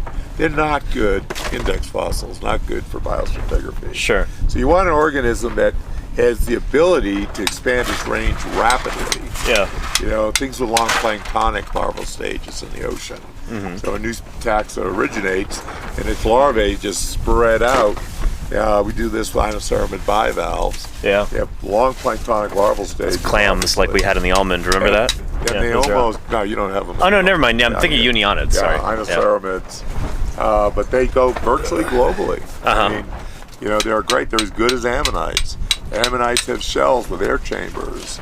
So ammonites also have tiny planktonic larval stages. Sure. And it's really the planktonic larval stage that probably distributes them mostly globally. Because a lot of them are, you know, that are good index fossils are probably more benthic taxa with big spines and things. Right. And not living in the upper water column. But, you know, animals that spread out real quick and then tend to go extinct pretty quickly. Sure. You know, and we find for a lot of taxa, and inoceramids once again are great, live at shelf depths where things are pretty constant, but then every once in a while you have a big perturbation and they're not prepared up, you know, genetically to survive it, and they go extinct. Organisms that live in brackish water, like some of the oysters, you know, brackish water can go like almost anoxic, no oxygen. Yeah, so they have to be You get prepared for super that. hot. Yeah. You can go really cold. You know, you get a hypersaline. So those critters you are a get bit more very robust. fresh. Yeah. You got to be like pre-adapted to anything that slams at you. Yeah, so Cretaceous brackish water things, many of them survive to today. You know, they're not the things that tend to go extinct. All the inos went extinct before the end of the Cretaceous. They didn't even make it to the end. But they're incredible. They have ridges and bumps and, you know, on their shell that make them identifiable. You know, these sutures, these complex chamber patterns, you know, spines and rib patterns, it allows them to be identified. Right. And they seem to evolve rapidly. They appear, spread out, and go extinct. You know, new one appears, spreads out rapidly, goes extinct. So with these critters that have got identifiable features and they're common enough to be considered index fossils, how do you use those to figure out stratigraphy? Well, basically, and I do this with dinosaurs too, which is I'm one of the early ones myself, Denver Fowler, your friend. Yeah. To really use dinosaurs as in biostratigraphy. Once we start realizing dinosaurs do evolve rapidly, when we've had time with them. Yeah. They don't evolve more slowly like crocodilians. Sure. They're turning over as rapidly as mammals, apparently. Yeah. If we have a dinosaur species we can ID here. Dinosaur species we can ID. We figure those rocks are got to be within 500,000 years of each other. So if it's the same species in two different places, you figure that's got to be the same time. Yeah. Or very close. And then that's one line of evidence. You can also use other things to check that, radiometric dating and stuff. Yeah. You know, and we overlap with different groups, pollens. Yeah. You know, biosphere pollen. A lot of pollen attacks will last longer. Yeah. But you look at the way pollen types overlap. Yeah. You know, pollen group goes extinct. You know, but another pollen with long range, there's, you know, a few billion years before that other one goes extinct. That range between them when they're both together, you know, is usually a good interval to correlate more precisely. So we tend to like to use lots of animals. You know, several different kinds of dinosaurs. Several different kinds of plants.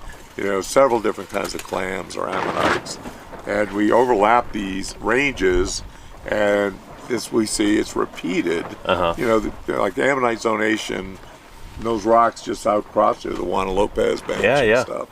We have the same sequence in the chalk cliffs at Dover.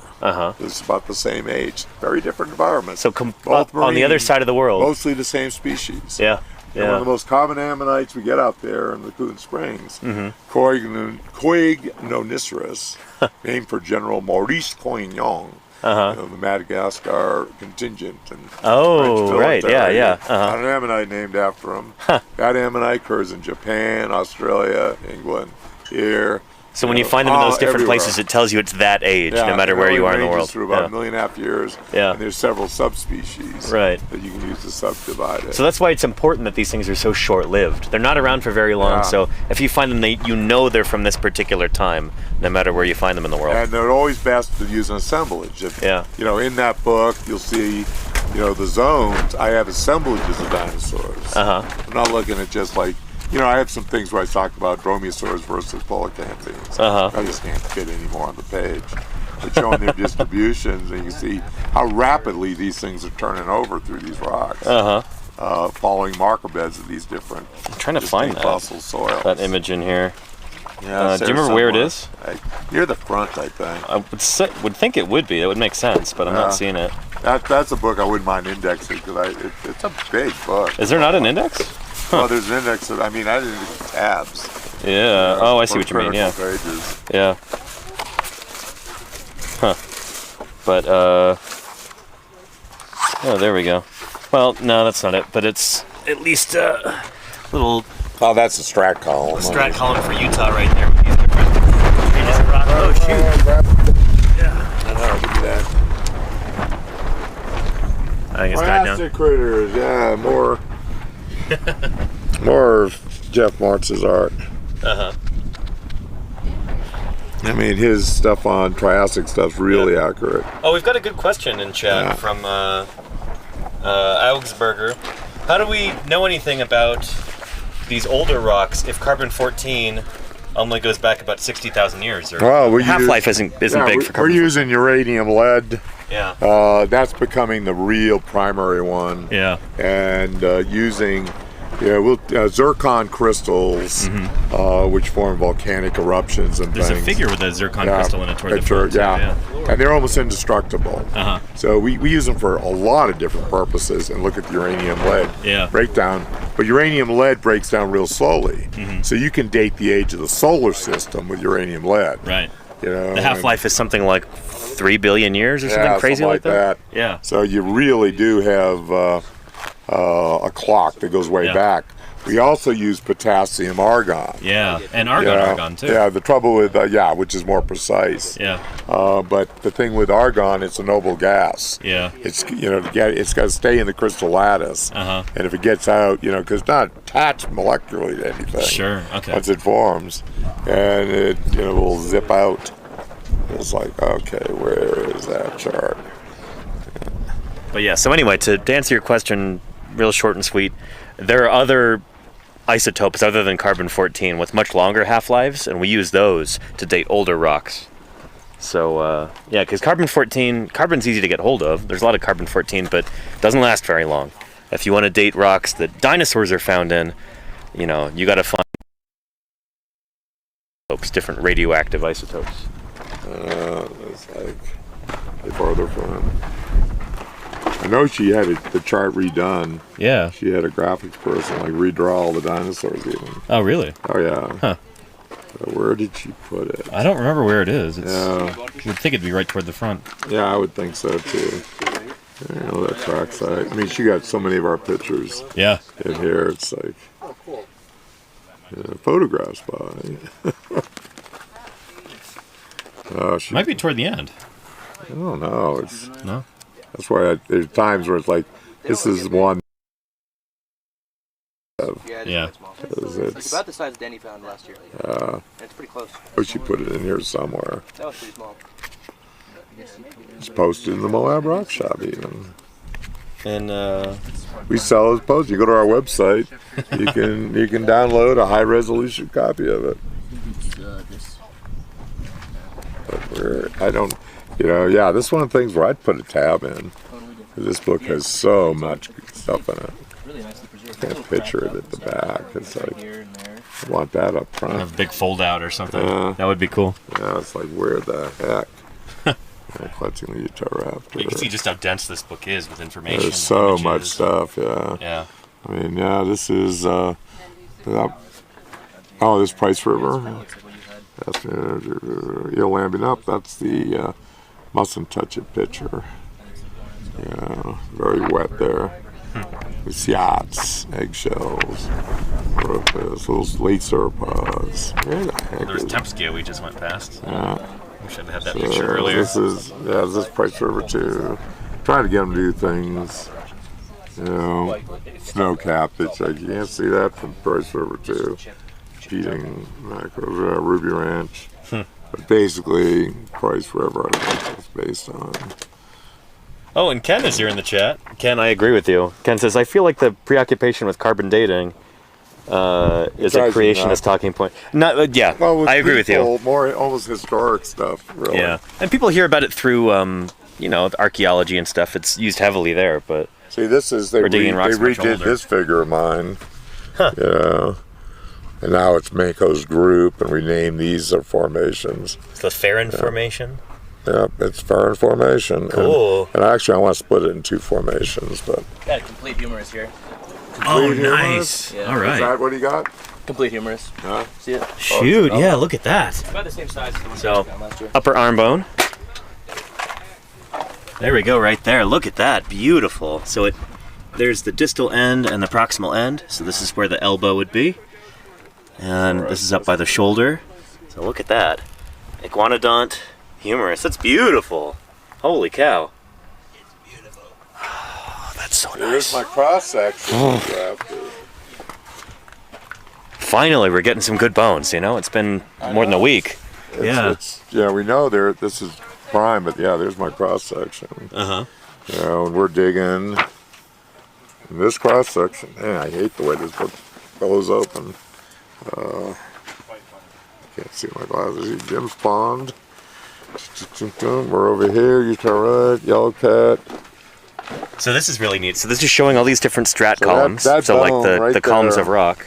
We are digging at that site. There's the chert beds below. Yeah. So we're down here in this lower brown, Let me very Asian part of There. the sequence. inaugural use of our here. Keep it on that page, Jim. Get my magnifier out. How long that bone over there? There we go. Yeah. So point to it again. So we're at that bone right there, digging. That Nice. site, see how low it is? Uh huh. And you go out to Utah Raptor Ridge, this is the ironstone level. That's even older. So each one of these different columns is a place where someone has gone out and actually measured the section, Me. looked at all the different rocks. That's you for all of them? Yeah, all of them. Nice. So each one is a different geographical spot. Yeah. And these are the rocks that are present there, and we can correlate them. So we can say these rocks are of the same age, and we can line them up onto this big, beautiful chart. See, and here's is Arches National Park, the Yeah. Arches, the big South Valley anticline. It voted up, it fractured the rocks to give the arches down here. Yeah. In those rock layers. But it's that going up and salt moving in that area to the south that made this basin, Nice. which doesn't exist here. We have gravels and things, but it's just rivers, erosional. Uh-huh. This, for all we know, this represents all of this. Right. It's like You know, these levels here don't occur over here.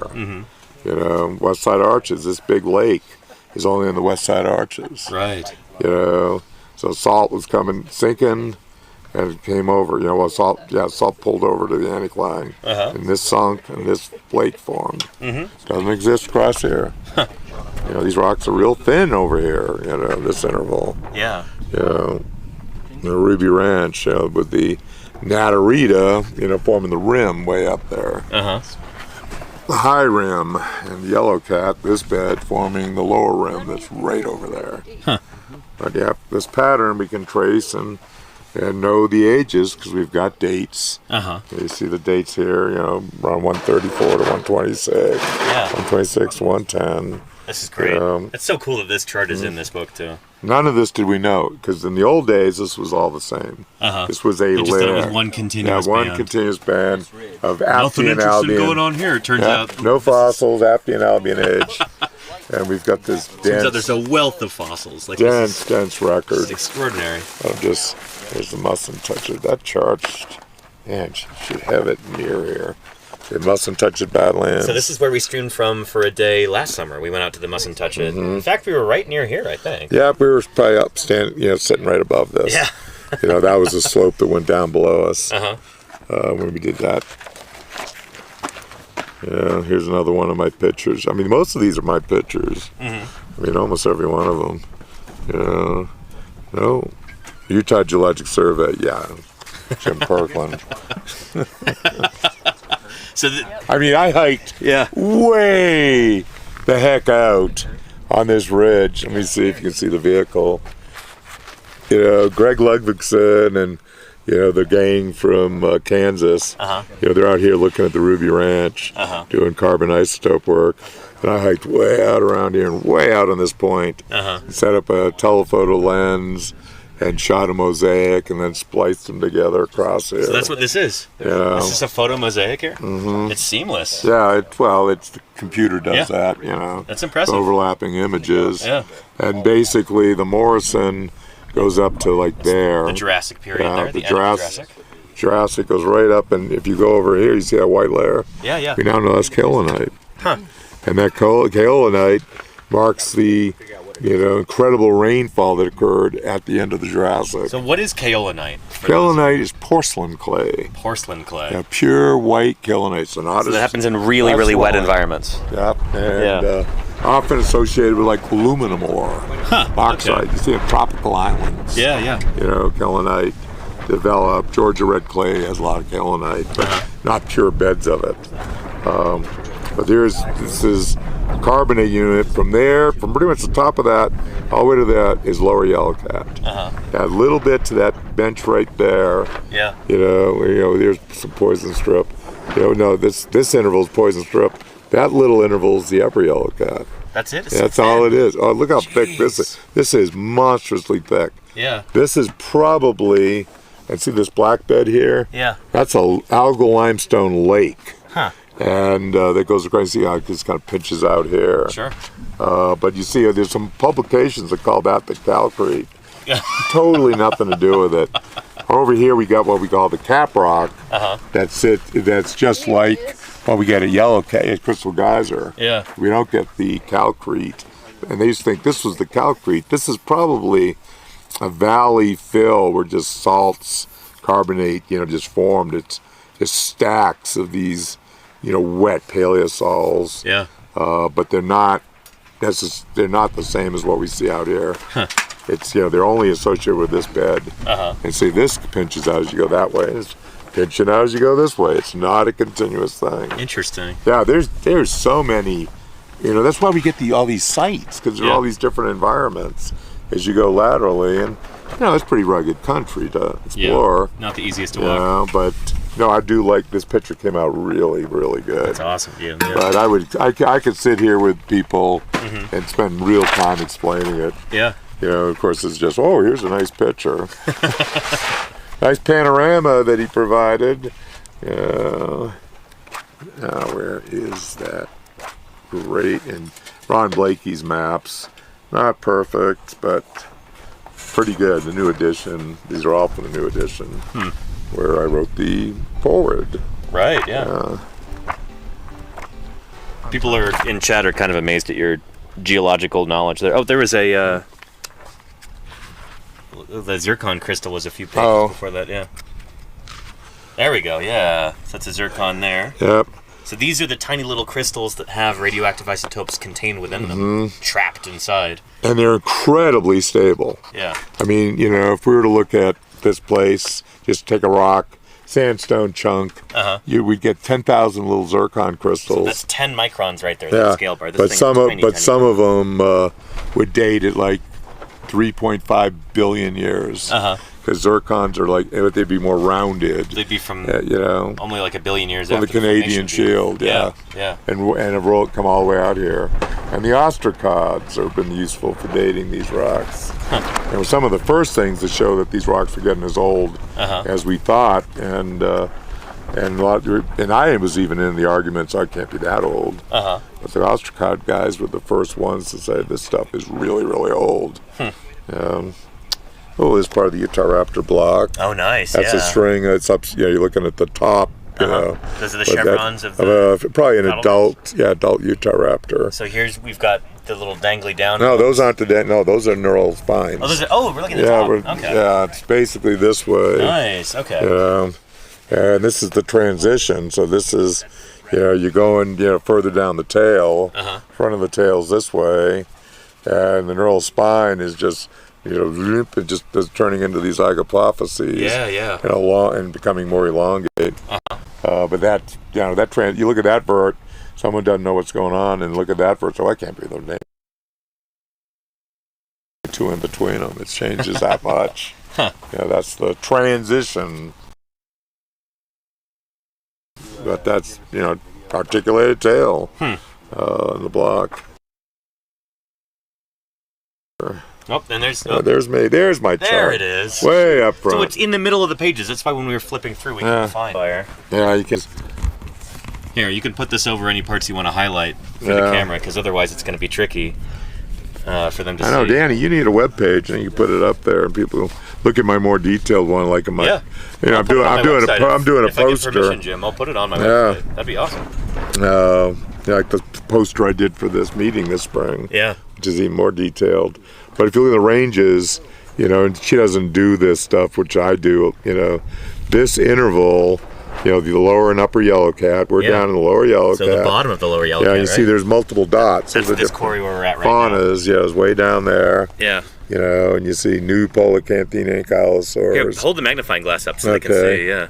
You know, Gemini raptor, you know, occurs high in the lower yellow cat. Yeah. You know, Mirasaurus, Yorgavuchia, you know, they have Gemini, there's Falcarius, you know, Iguana colossus, you know, new Carnosaurus, the big meat eater with his teeth, you know.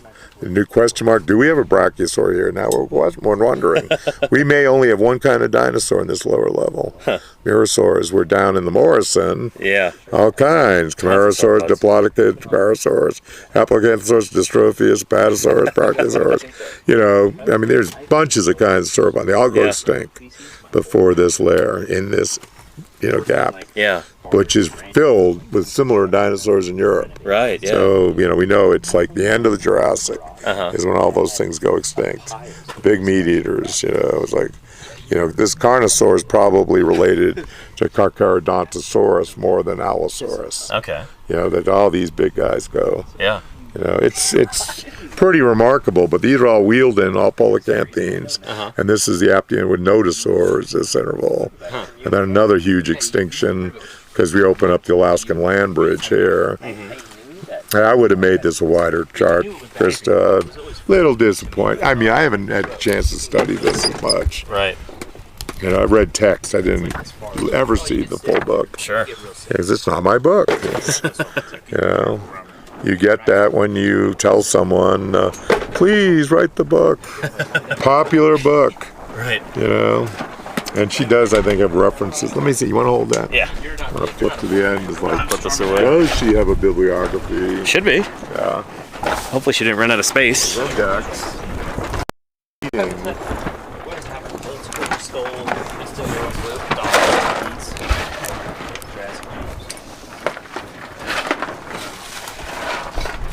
Dinosaurs, Utah. Nope, she doesn't have any of my stuff in the bibliography. You know, none of it. Oh well.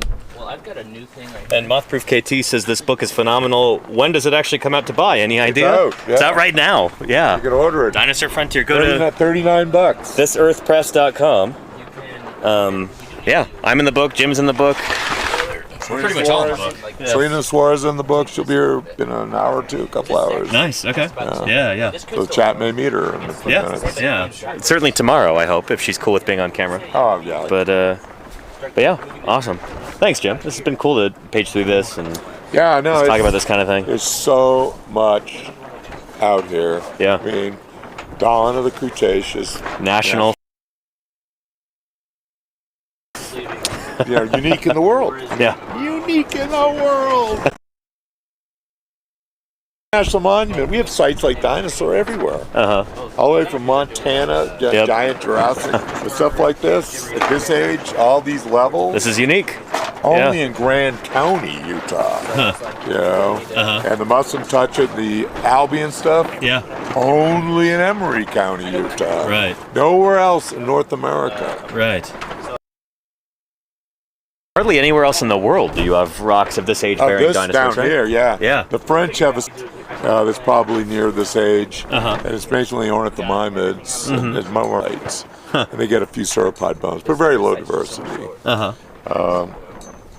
But it's basically, I think they might have named the ornithomimid, Gotcha. but one animal, and it's mostly stuff screen white teeth and jaws.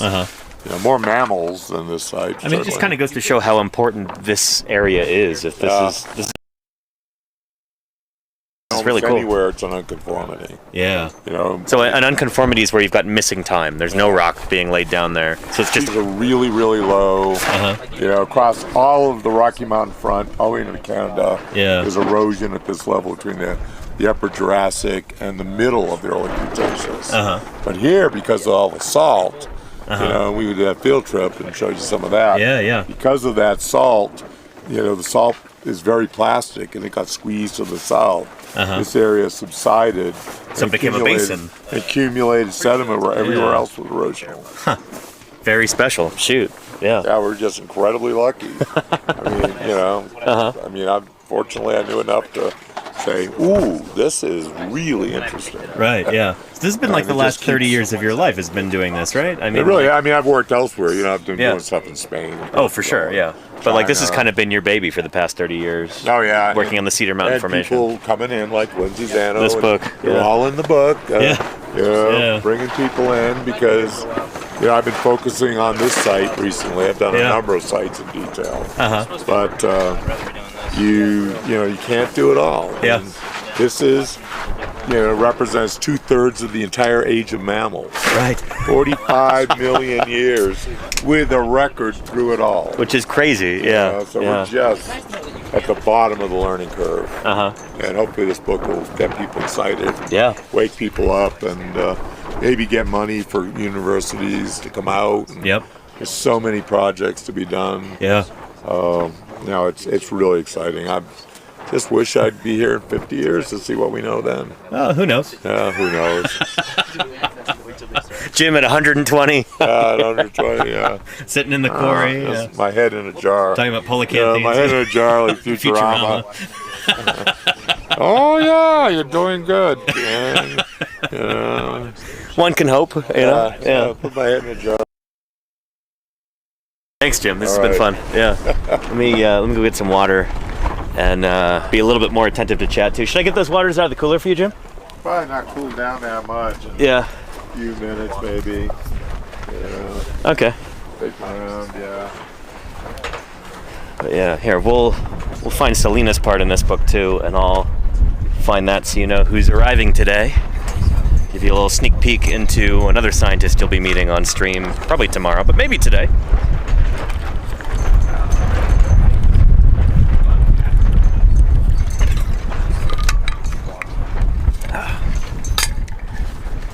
Yeah, maybe I'll put on a fresh pair of pants tomorrow.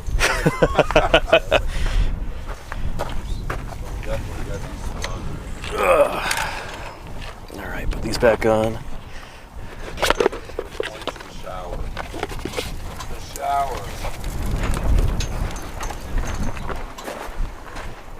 All right. So I'll go set the book over here, and so Selena Suarez is going to be joining us. She's going to be rolling into camp before too long, maybe like in the next hour or so. Who knows?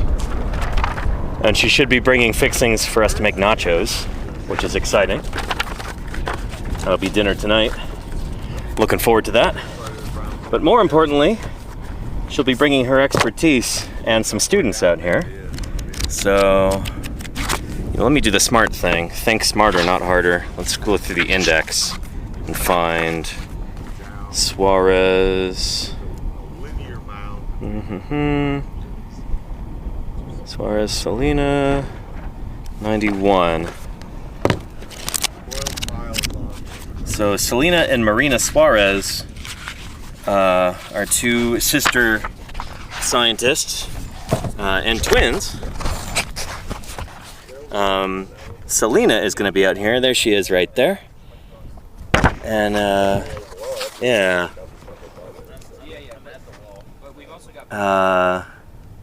Let's see. They grew up in San Antonio, and Marina jokes that they were always interested in rocks and fossils because we're closer to the ground. They're not very tall, both of them. I was always falling a lot, and when my mom told me to watch where I was going, I did. And I think, that's a cool rock, and that's a cool rock, and that's... Selena says, we watched a lot of Indiana Jones and thought being a professor was just like being an explorer. How cool. Michael Crichton's book Jurassic impacted them both. They started collecting fossils in Cretaceous marine sediments near their home and basically never... So, yeah, Selena is a geochemist. And so what she does is looking at the rocks and fossils that we have here and using them to figure out what this ancient environment was like. What was the annual mean temperature, roughly? How wet or dry was this environment? What's going on in the flora and fauna? What's the depositional setting? She'll be able to explain this a whole lot better when she's here, so we'll save that for then. It'll either be at the end of today's stream or tomorrow's stream. But it's going to be cool to have her around. I've never really spent a lot of time with Selena or Marina. And yeah. That's one of the cool things about being out in the field is that, like, you get to really know people. Especially when you're living with them for a week plus out in the middle of the desert. You see people's true colors. In a good way, you know? It's like you become well acquainted with folks when you're living with them out in the middle of the wilderness. And I think that's one of my favorite things about doing field work. It's just being around cool people. My people, you know? People who are interested in the same stuff that I am. Being part of a team, all working toward the same goal, it's pretty special. Yeah. And yeah. Get to know them for good or for ill, this is Charlie's Dragon. Yeah, definitely. I don't know. That's the thing about our folks out here. We generally have good people joining.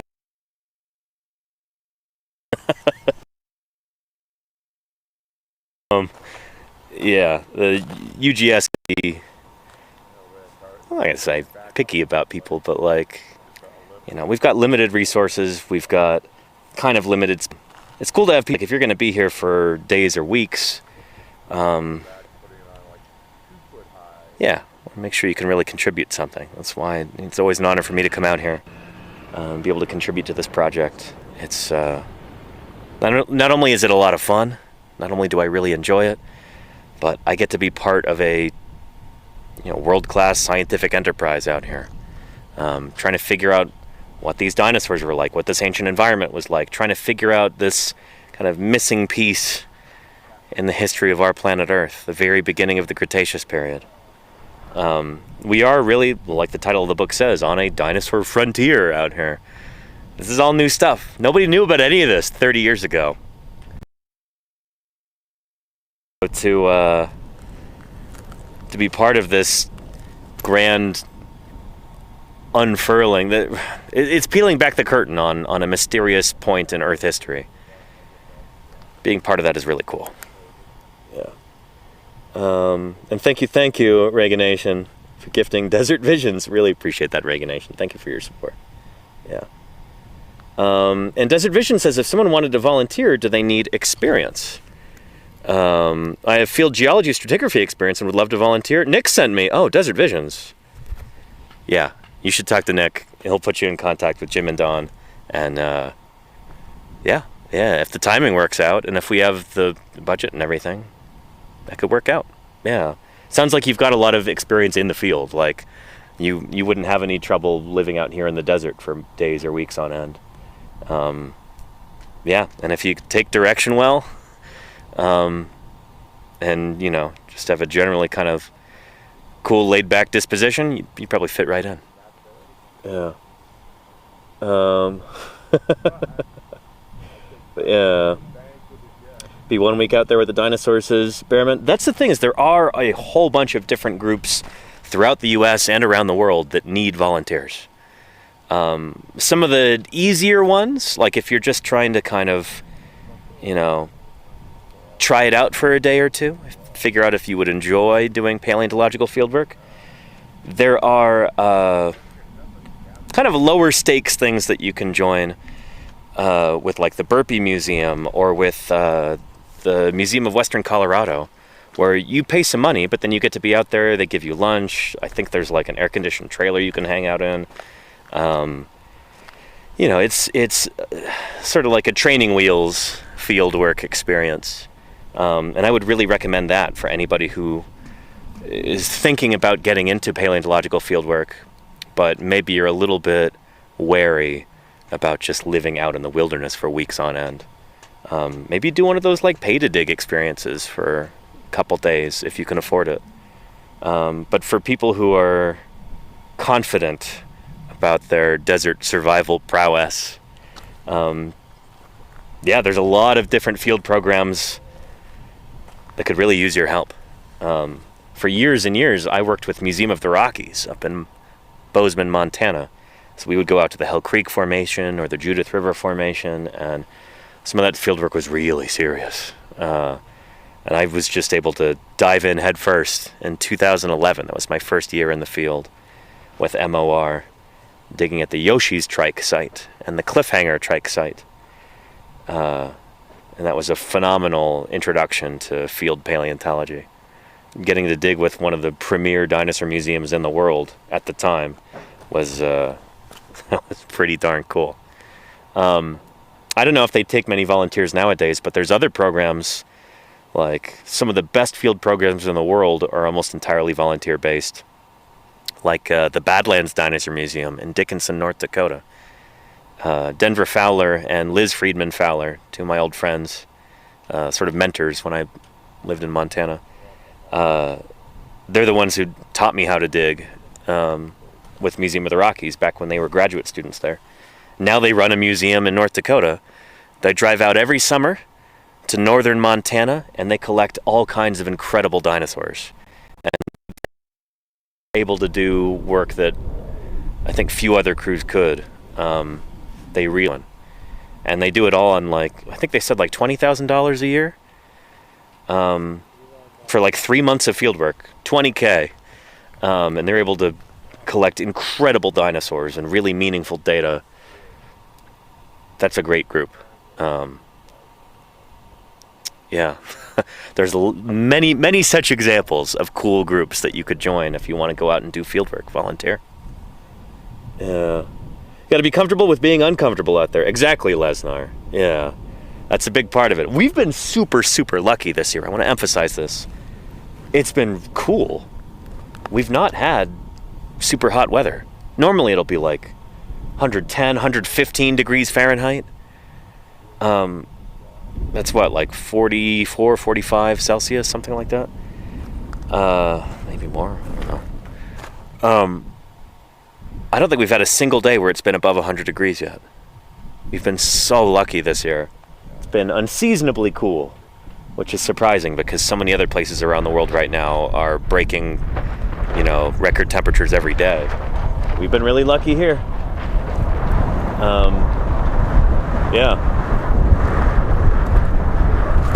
So, yeah, but the point is, you got to be comfortable with extreme heat and dust and bugs and just all kinds of stuff like that if you want to live and work out here. It takes some getting used to, but if you're really passionate about it, none of that stuff matters to you, you know? Water off a duck's back, you know? Extreme heat, scorpions, fighting flies, dust, not showering for weeks on end. These are a small price to pay to be able to be on the cutting edge of fossil science. So, again, I look forward to this every single year, being out here. And Tabanji, thank you for the raid. Welcome to Paleontologizing. It is wonderful to have you here. Hello, hello. How are things? Tabanji, I hope your stream was really good. Welcome back to the Cedar Mountain Formation. Earliest near Moab, Utah. We're digging up dinosaurs here. We've got what we think is a new species of iguanodont dinosaur. Possibly 2 new species. And, yeah, glad you could make it. Let me know if you got any questions. Yeah. And playing something called The Wandering. Huh. And Tabanji says, hello there, how is Utah? Surprisingly cool. It's supposed to be, we've been really lucky. So yeah, it's good to see you. Hope you're doing well. And yeah. Anyhow, let me get some more water.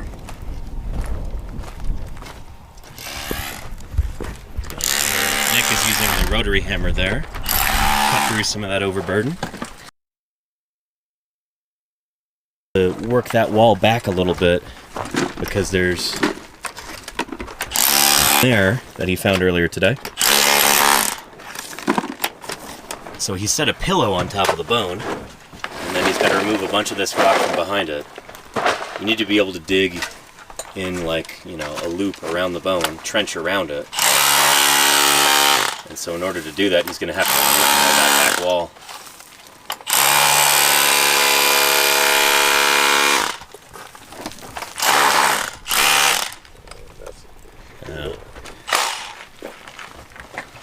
Ethan's using some water there to kind of soften up that mudstone, make it easier to cut through.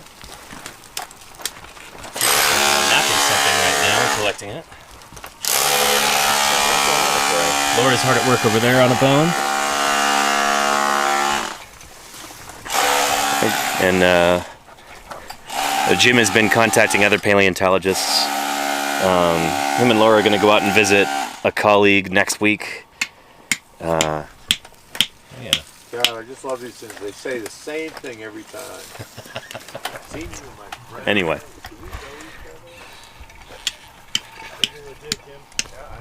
Yeah.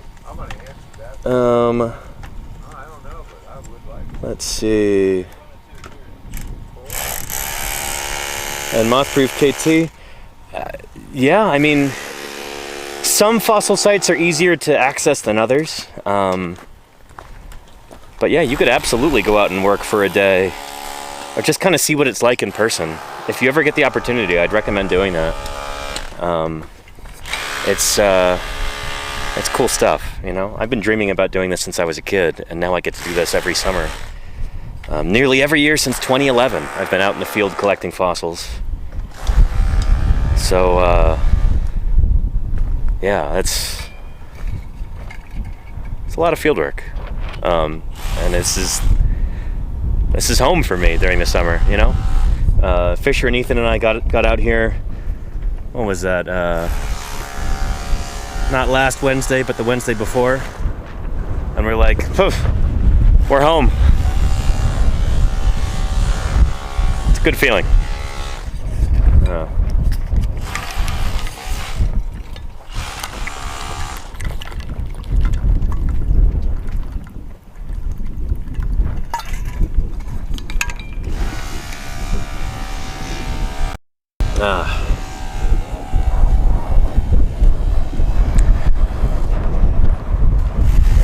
Take this out of dark mode because I can't see it with.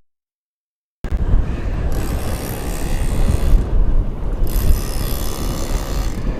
we go. Settings.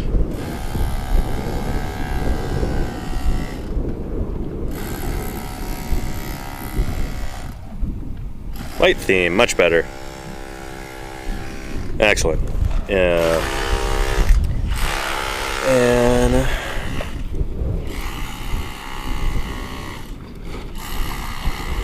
oh, we should ask Jim about that, Murph. Yeah. Desert Vision says, how far is camp from the work site? Walking distance. It's like quarter mile that way. We are so lucky that this is so close, you know?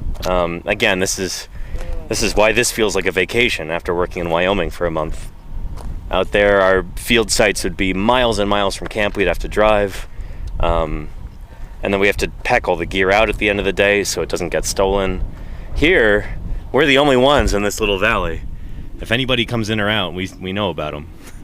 And we haven't had really any visitors this year. No unexpected visitors, at least.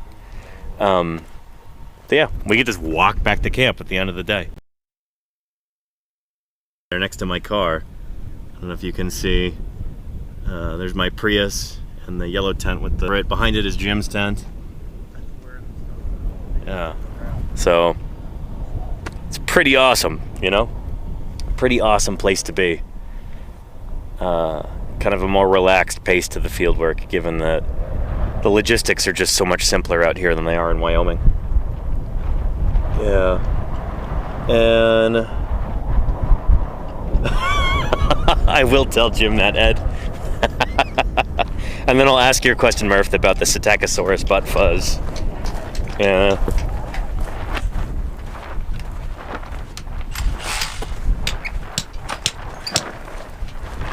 Hey, Jim. Ed says hi. He says he's been a trader lately, working on the Morrison. Oh, I've just published a paper on the Morrison. I got a paper in press in the Morrison. Nice. So I can't be that big a trader to me.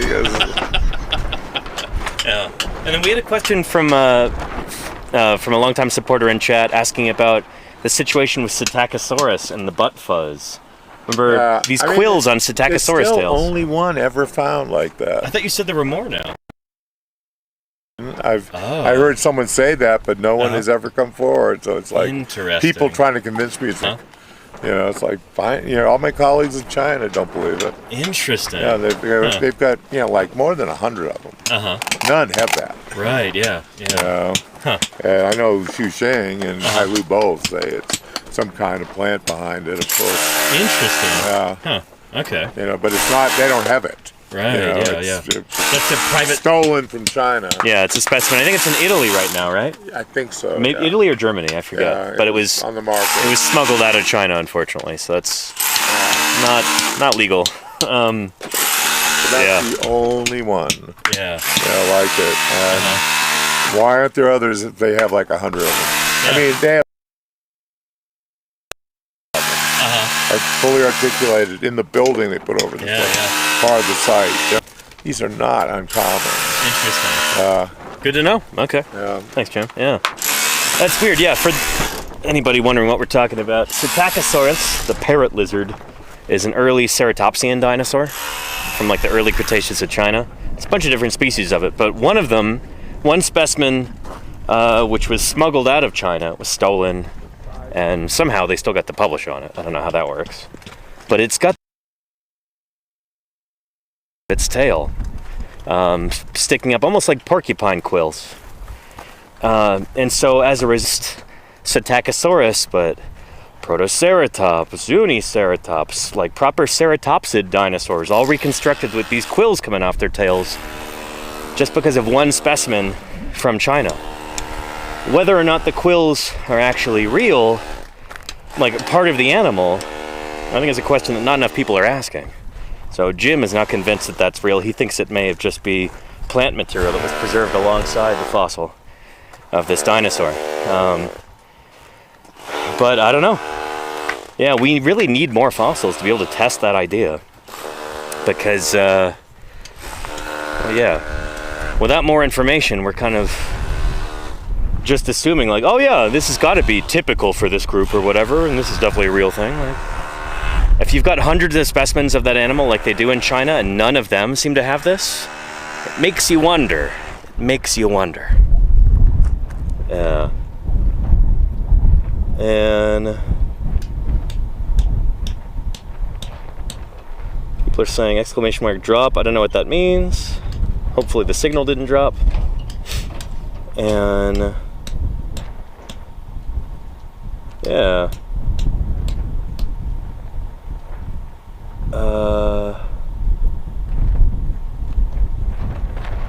And they have those big hands, right? Says Real. No, Psittacosaurus doesn't have big hands. Maybe you're thinking of Dinochirus.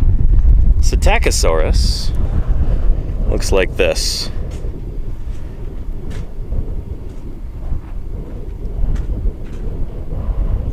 Psittacosaurus.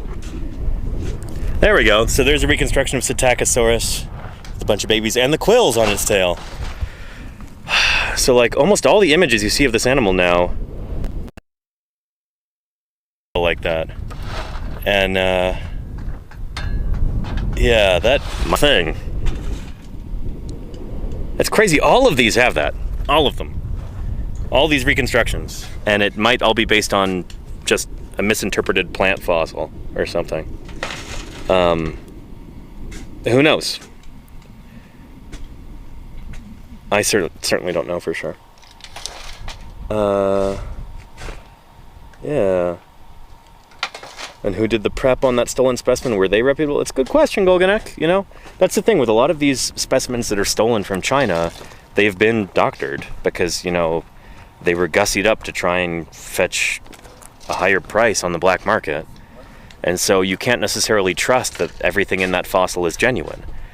If you're purchasing fossils rather than digging them up yourself, you know, you've got to really do your due diligence, make sure that everything's legit. You know, we don't have to worry about that here because we're excavating these fossils ourselves. We're involved with every step of the process here. Like, this is all, you know, this is an in-house kind of deal. But yeah, if you're purchasing fossils from a dealer, especially fossils that have been illegally smuggled out of a foreign country, then, you know, things get messy. I'll put it that way. Yeah. Anyhow. Yeah. Get a good black light, says Murph. There you go. Yeah. And 5YN says favorite piece of field equipment? Oh boy, right now, my water bottle. Got ice in here, and that is a beautiful thing to have when it's hot out.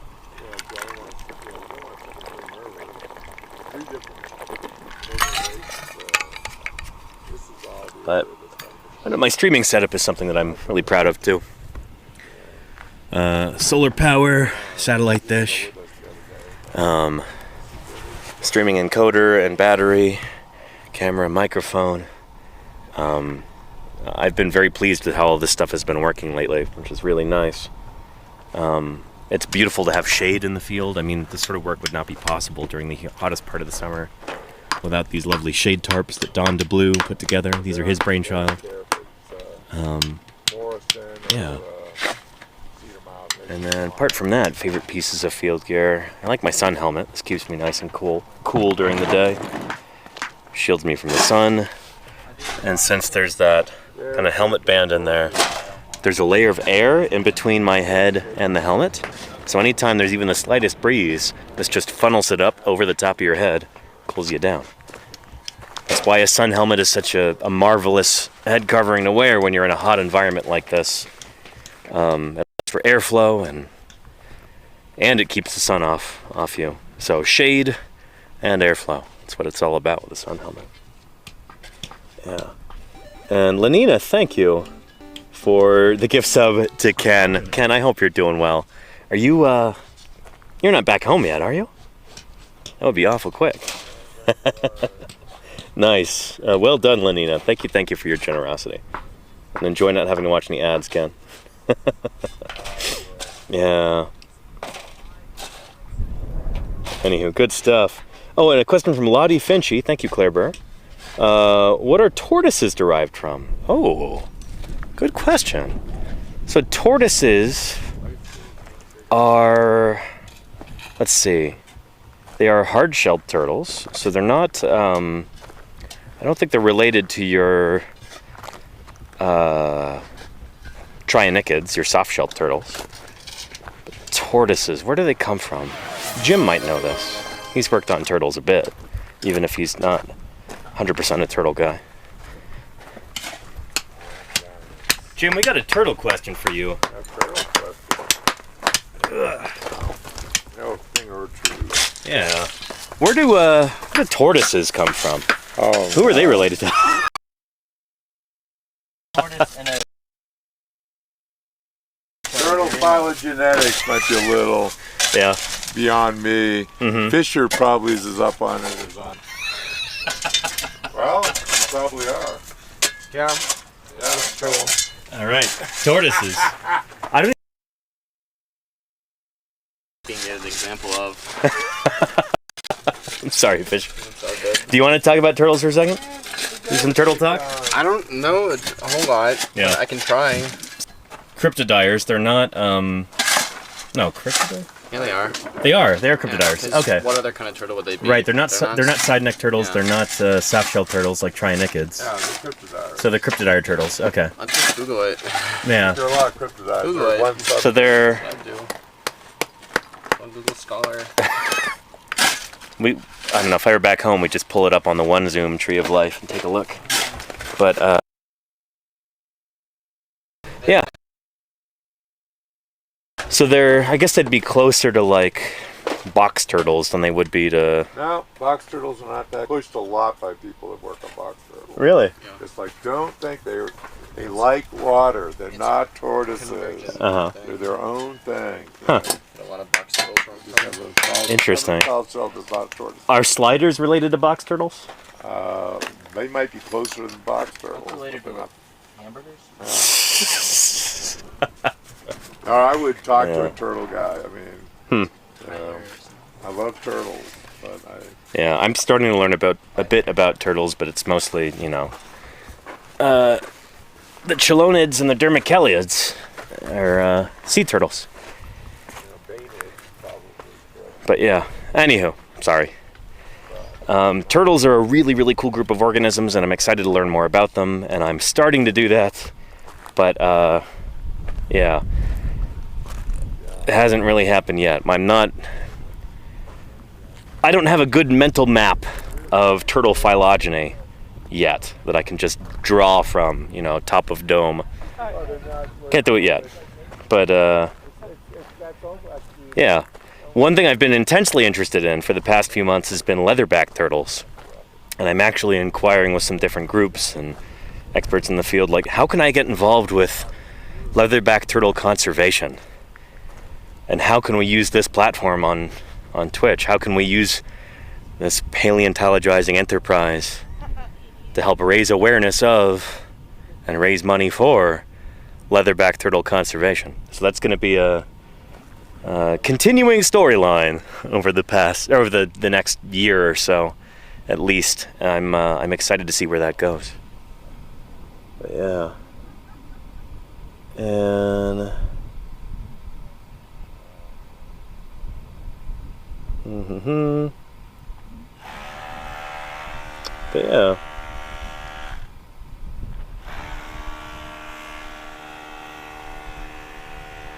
Oh, very cool, Hyper Helen says my son would be very interested in that. His favorite animal is leatherbacks, and his conservation mat. That's awesome. Yeah.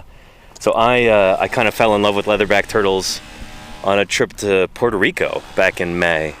Just walking along the beach and then seeing these areas that are roped off. Leatherback turtle nest, and it's a leatherback nest because it would have been like a big trackway going up to it. Leatherbacks are the world's largest. Their nests are pretty easy to identify, and just seeing that in real, this is kind of turtle that I've known about for a long time. I've always been fascinated by them because not only are they the world's largest living turtle, they're also the deepest diving reptile in the world. They have the longest migration of any non-avian reptile. They have the largest volume of eggs of any living reptile. They lay the largest volume of eggs.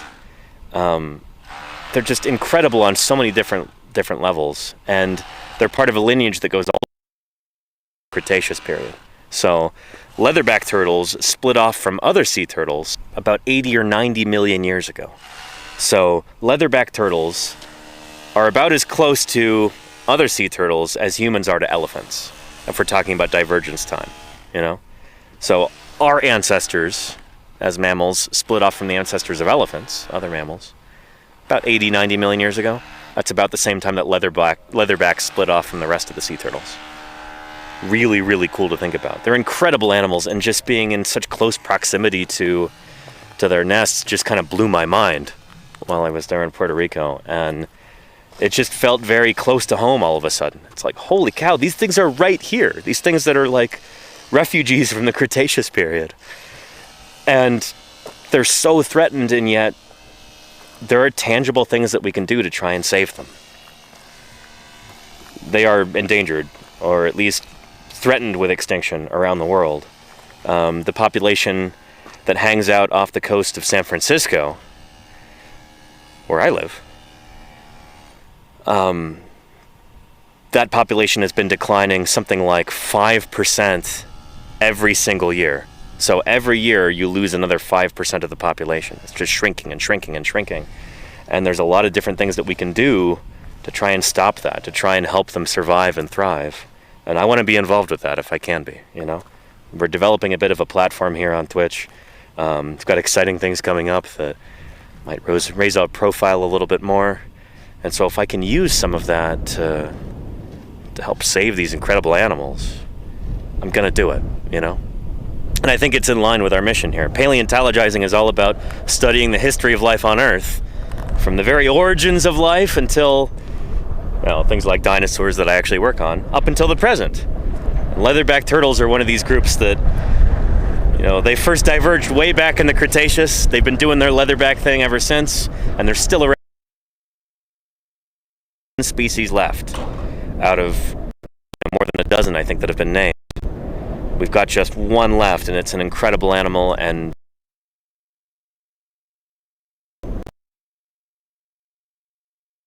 save it. Because of human beings that their numbers have plummeted. So because of human beings, they can be brought back. Like if we work hard and we enact legislation, change people's to protect them, we can bring them back from the brink.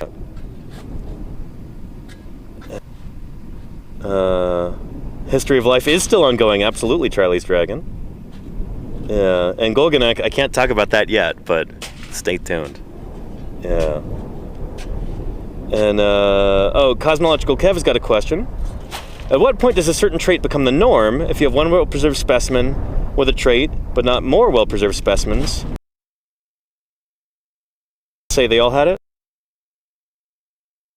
That's the thing, is in fossil science, when we're digging up, say, a dinosaur, and we have one specimen of it, most dinosaurs that have been named, one solitary specimen, usually pretty incomplete, we don't have a good sense for what these animals looked like across a population, you know? That one that was found, was that typical?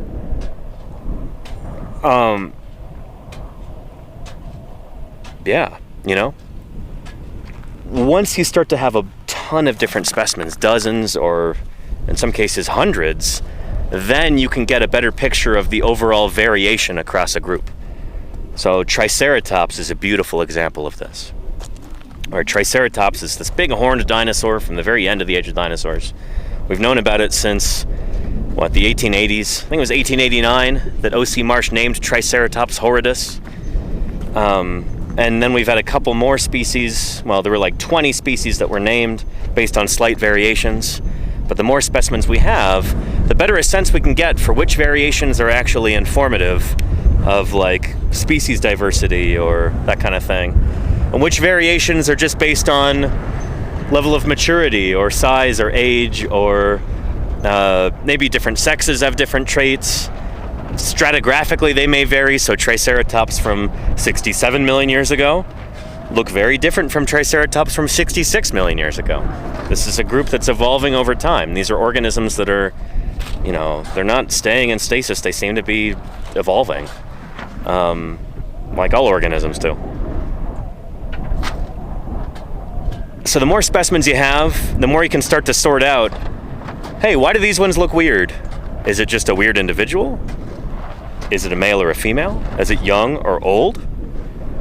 All of these different sources of variation, all these different variables are things that you can start to sort out once you have enough specimens. But if you have just one, you're in the dark for a lot of that stuff, you know?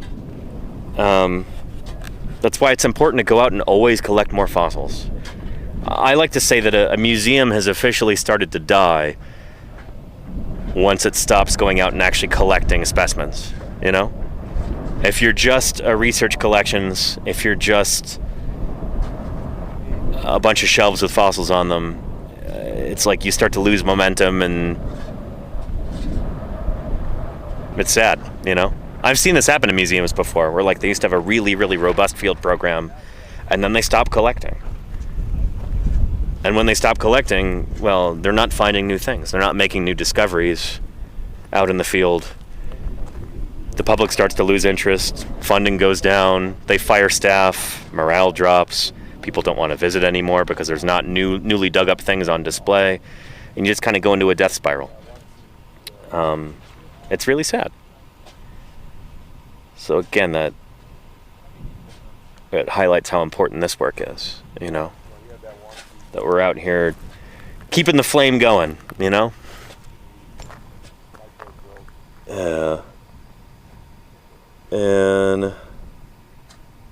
But constant geographer makes a good analogy here about sample size. It's kind of like having only one planet to judge life in the galaxy. There you go. Yeah. That's the tricky thing if you're... to way broaden this topic out. This is a tangent here. But like, I don't know. Astrobiologists, people who think and write about what life in the rest of the universe might look like or where it might exist, all that stuff. It's difficult to do that because we have a sample size of one. We have exactly one planet where we found life. And so that could really hamper your thinking. You know, if there is life elsewhere in the universe, it might look very, very different. So assuming that it's exactly like life here on our planet and only looking for that might set you up for failure. That's similar in concept to like only having one specimen of a particular kind of dinosaur.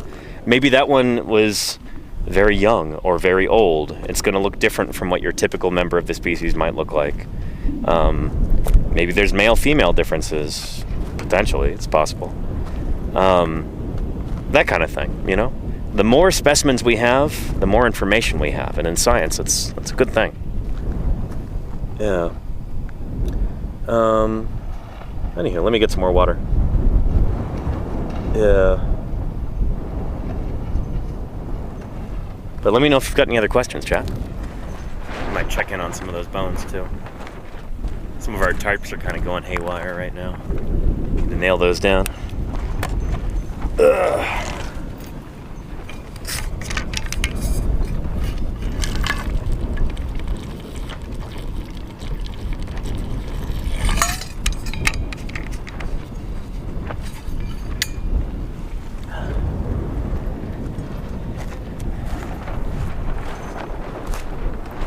Ethan's already got a jacket on that humerus over there. Nicely done. Pretty quick, Ethan. Shoot. Oh, it's not. I didn't get the other end. I just want to get it capped before so it doesn't get I stuck move down into the hill to keep it safe. Yeah. That's why I want to be here when that's uncovered. What was that? Oh, that other bone. What about it? Oh, I'd love to see it uncovered. Yeah, we're working on it. No, little bit. Oh, and Dyson Dinosaurs here in the chat. Filippo Bertozzo, iguanodont dinosaur specialist. Ethan's got a humerus from our iguanodont right there, a little one. Got a bunch of individuals at this site, and that was a really pretty little humerus. It is a really pretty little humerus under that gypsona cap he's put on it. Yeah.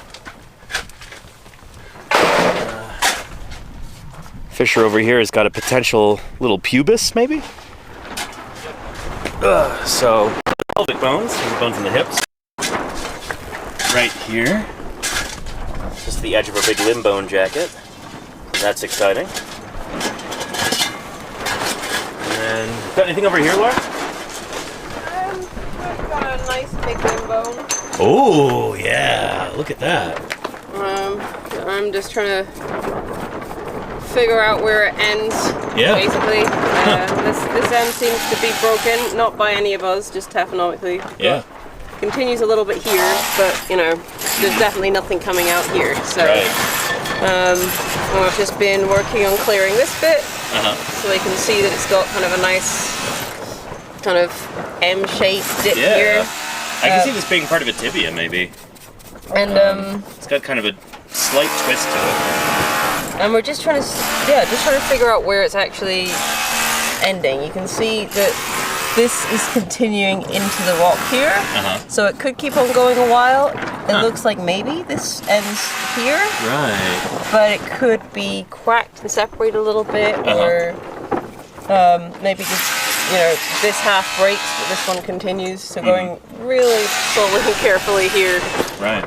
taking it off, like, yeah, very, very slowly. So hopefully you can see where it goes. But Yeah. the separation has been great. Nice It's work. Yeah, really- it's a beautiful bone. I hope it continues, but Me it might too. end there, yeah.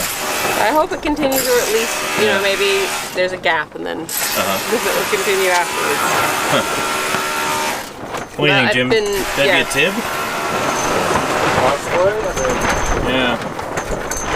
I've been hacking away getting this, and it's time to clear up a bit, and then we'll get back to Yep. it. Nice work. Thank you. Awesome.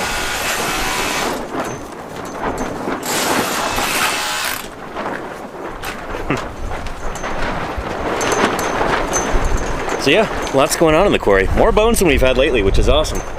Yeah. And oh. Filippo's saying hi to Jim. When he's not occupied, I'll say hi for you. And Joey Clev, I am going to be at TwitchCon again this year. Looking forward to that. It'll be in October this year in San Diego. And it looks like I might be doing some special events there, which would be pretty cool. Try to bring my Velociraptor too. Jim, Filippo Bertozzo says hi. Hello, hello. Yeah, from he's in Belgium right now. He works on iguanodonts. Absolutely. So yeah. Absolutely. We got too many iguanodonts. Come take some of them away, please. We have a lot of them. We're hands full. How many tacks in the yellow cat? Probably at least 6 so far. At least 6 iguanodonts Probably in the yellow 6, cat. yeah. An upper end. A million years, but Yeah.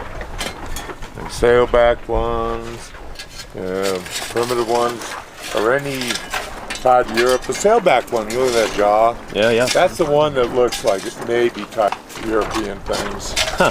I tend to think this is like a radiation of Jurassic extinction survivors from Paleontologizing. Do you think it's related to Uranosaurus, or is it look completely different? There's some stuff in Spain and whatnot that I think is more possible, but Yeah. Interesting. we need more. We need more. This critter, we're gonna have more. We have growth series. I think we have growth series of 2 taxa, but you look at the pelvis, it looks good that way. But Yeah. humeri, all the humeri look pretty much the same to me. Good enough. Oh, cool. A specimen right there. We're going.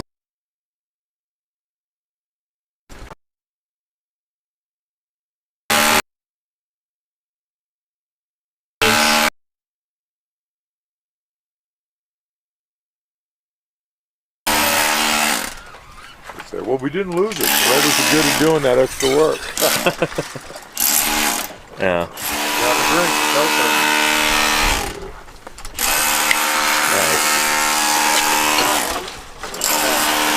Anyway, it's a little noisy in here. Let's go up on the ridge for a second. Walk around.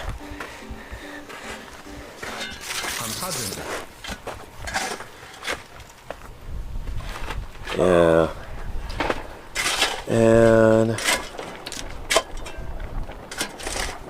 And Phil A says, when finding bones that closely together, is it assumed they belong to the same animal? No. That's the thing, is that we're finding a bunch of different elements from iguanodont dinosaurs and from a few other kinds of dinosaurs in here too. But just because they're close together doesn't mean they're from the same individual or even the same kind of animal. So that's one of the important things about the map that we make, is just trying to figure out where everything is laid out. It can maybe give us a sense for, like, here's where one animal died and fell apart, here's another one. But this is an environment that's, I don't know, there's a lot of mixing around here. This is like an ancient swamp or marsh from 142 million years ago, and these bones were lying there on the surface for a while. Some of them are clearly stepped on, so they're like broken prior to burial. Some of them probably have tooth marks from like crocs and stuff chewing on them. Yeah, so anyway, we've got a whole bunch of bones of this iguanodont dinosaur. An iguanodont is a critter that looks a lot like this. This is iguanodon from Europe. Our critter is smaller than this and about 20 million years older, but it's a member of the same family, these beaky plant-eating dinosaurs. But we've got, I think our MNI, our minimum number of individuals so far, is like 6.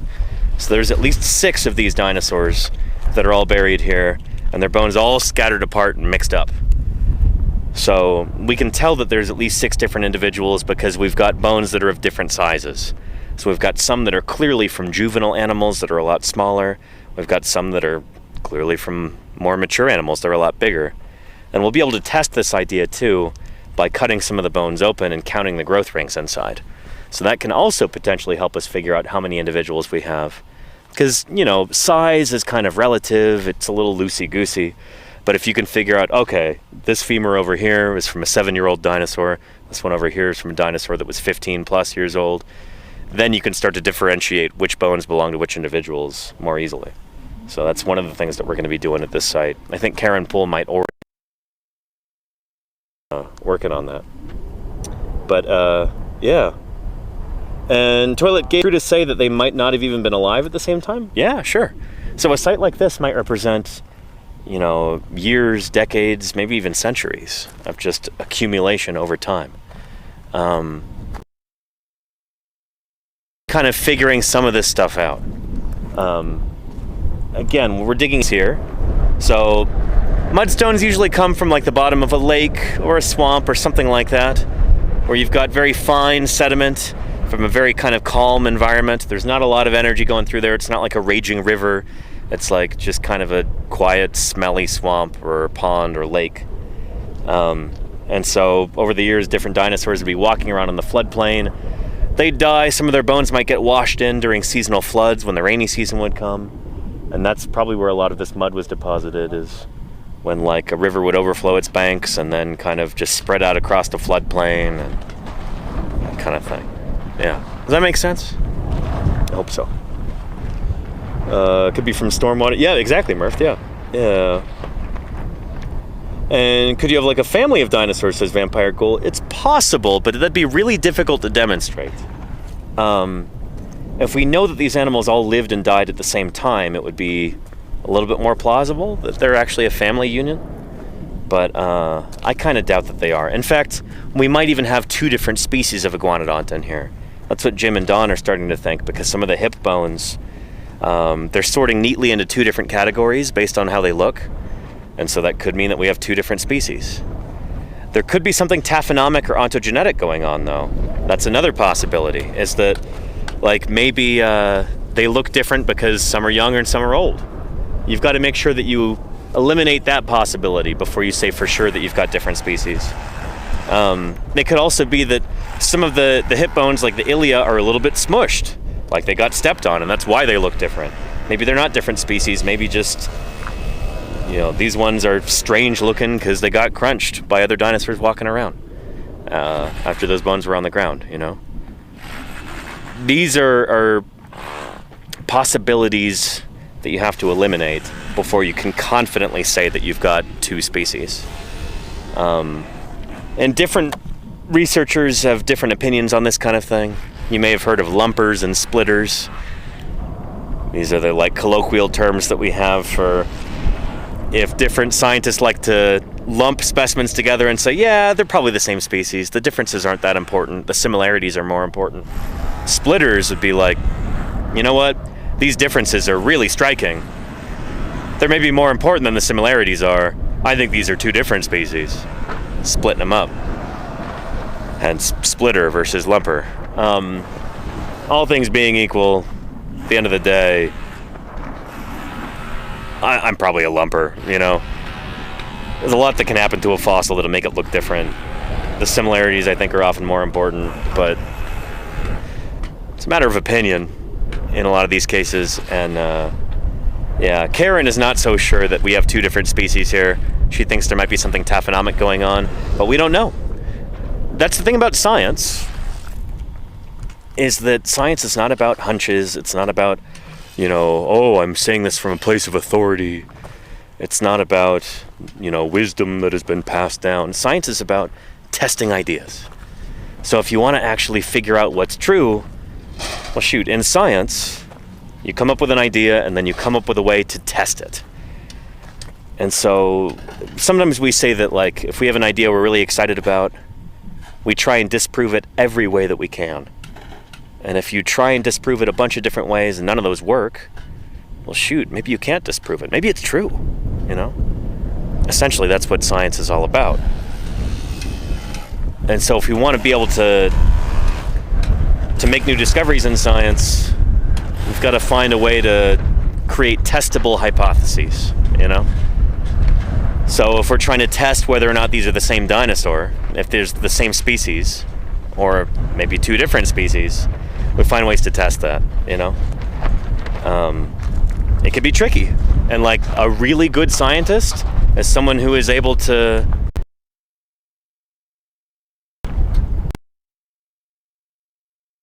ways to test her hypotheses. And then follow the evidence where it leads. Yeah. And thank you, Lilith, Little Pink Pony, rather, for the 17 months. Appreciate it. Yeah. And, Care Bear Bonfire says, I love testing ideas. That's what science is. Gene Wen says, I made the hypothesis, I bet I can eat this whole pizza. I'm currently testing that hypothesis. You are, in a way, doing science, Gene Wen, I guess. Yeah. Will you report back with your conclusions? If you want to make it a good experiment, though, you need to be documenting it. So, and it needs to be repeatable, too. That's a big thing in science, is repeatability. So, you can eat a whole pizza and then tell your friends, yeah, I can eat a whole pizza. And they'll go, really? Are you sure? What's your evidence? Show us the recording or whatever. It's got to be repeatable. So that's one of the reasons why museums are so important. All the fossils that we're collecting here are going to the Natural History Museum of Utah in Salt Lake City. And they'll be held in the public trust in perpetuity. Since these fossils are on public federal land, they belong to we, the people of the United States. They cannot be sold for profit. They cannot disappear into a private collection. By law, they have to be in a museum.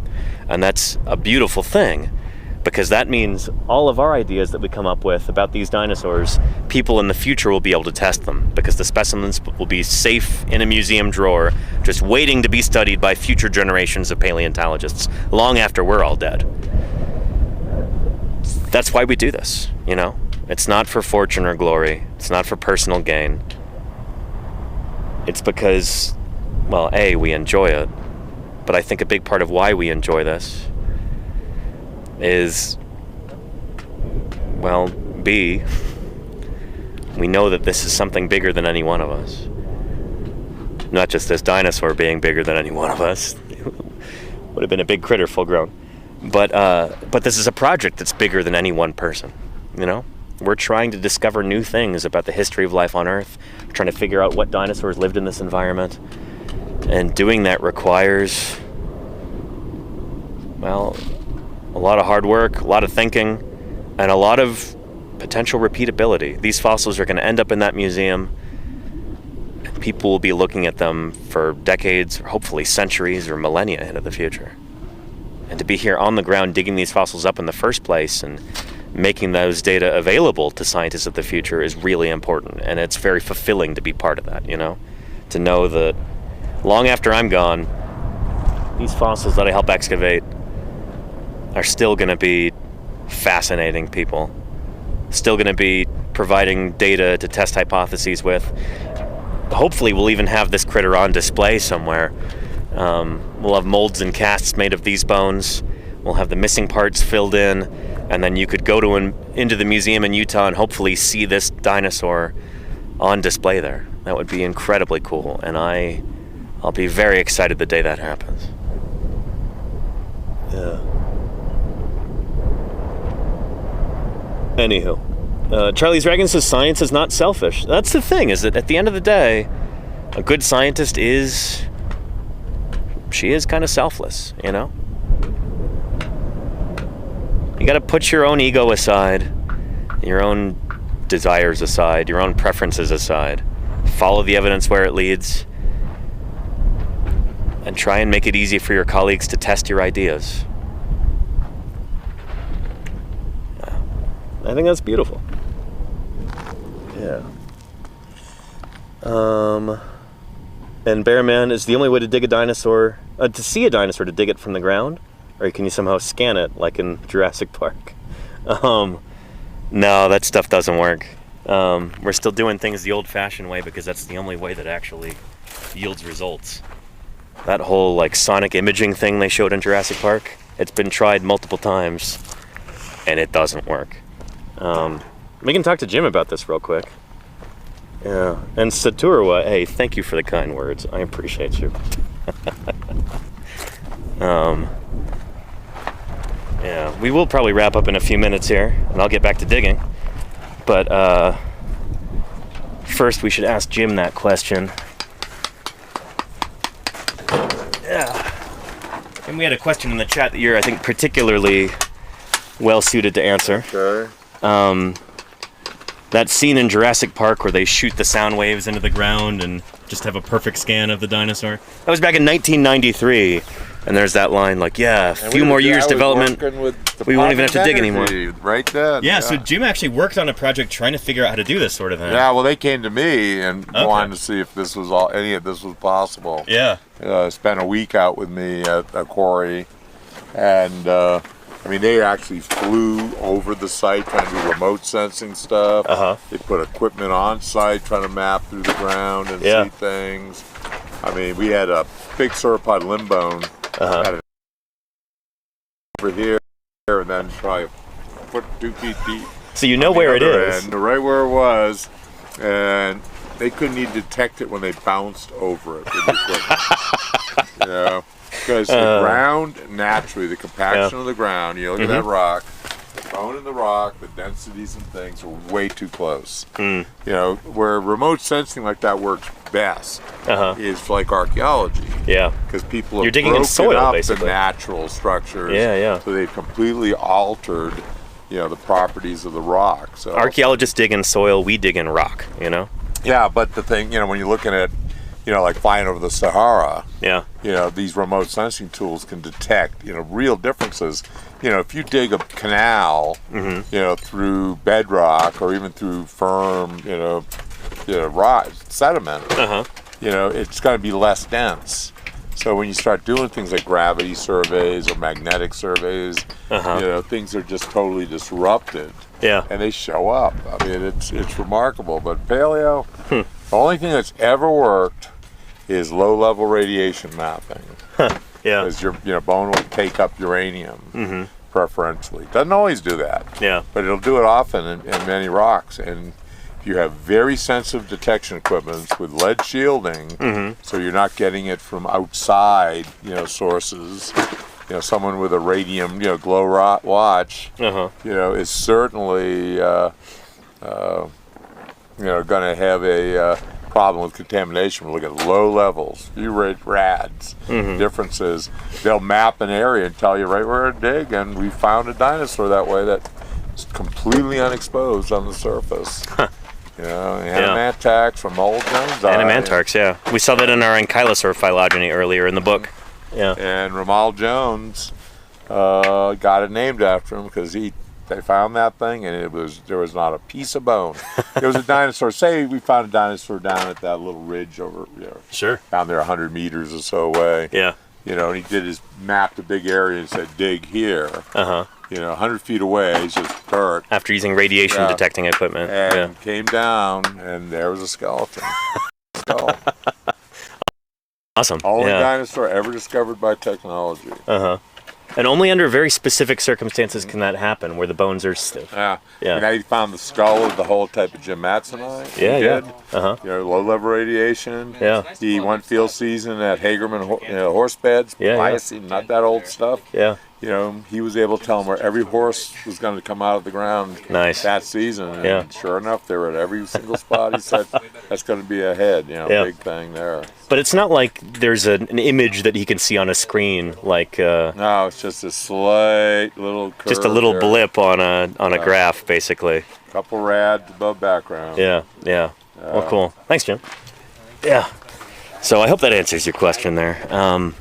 Yeah, the doohickey that you saw in Jurassic Park is not a real thing. It has been tried, but it just doesn't work. They actually got that from a real thing. I've shown this in an old documentary from like the 80s. It might have been the one with Walter Cronkite, I forget. But anyway, they tried that in digging up Seismosaurus. Was it Dave Gillette who tried to do that? It just never worked. But Ramal Jones actually had some success using a radiation detector on like a little lawnmower chassis, just rolling it over the ground, and looking for little blips on the graph, and was able to find some dinosaurs that way, which is really cool. That's the only method that's ever worked aside from using a good old Mark I eyeball. So yeah, hope that answers your question there. But yeah. And how much shorter were the days and how much longer were the years at the time of Doling's Bolt? That's a great question, Claire. As I understand it, when the Morrison Formation was being laid down, there were like 377 days in a year, not a 24-hour day like we have today back then. And it's been slowing down ever since. I think it might be like tidal pull from the moon or something that's slowing down the Earth's rotation. Bit by little bit each year. And so when you've got tens of millions of years, it really adds up. So there would be, I don't know, probably about 375 days in a year or something like that. Maybe like 376 around this time. So yeah, slightly shorter days, but more of them in a year. So the time that the Earth takes to go around the sun is still the same length of time. But since the Earth was spinning faster, days were shorter. So you'd have more days per year. More days, more spins per rotation around the sun. Does that make sense? Yeah. And yes, Danny, tidal pull. Thank you, Ed. Good. I wasn't quite sure about that. I'm not an astronomer or a physicist or anything close to that. So appreciate that, Ed. Yeah. Yeah. I love it when I get something right when I'm not 100% sure. Yeah. I first read about that in it was Greg Paul's edited volume of the Scientific American Book of Dinosaurs. There's like a little aside in one of the chapters, like, oh yeah, there are more days during Morrison times in a year than there are today. And this blew my mind as a kid. What? But it makes perfect sense that the Earth's rotation, as it revolves around the sun, the Earth's rotation is slowing down bit by tiny little bit every year. So in the future, we'll have only 364 days in a year, maybe in 10 million years or something like that. It's interesting to think about. Anywho, and we do have all kinds of interesting rocks around here. Mythic Mexican. Nothing. I haven't found any chunks of bone up here, but there's lots of other chunks of bone all over plenty of these horizontal surfaces throughout the valley floor. But we do get a lot of interesting rocks here. Lots of cherts and things like that. Yeah, and we get this, you know, it's almost like marbles on, you know, at the top of a sandy beach or something like that, where like the hard stuff is on top, everything else erodes away, and you just end up with the hard remnants here. As these surfaces slowly get ground down by the elements, they slowly get eroded away. But I had a little rock over here upon which I stacked some interesting looking little stones. Where is that? There's a bright blue one that I thought was really pretty. I gotta set this aside. I don't know if I'm gonna keep it, but it's nice just to have it around. Where was that?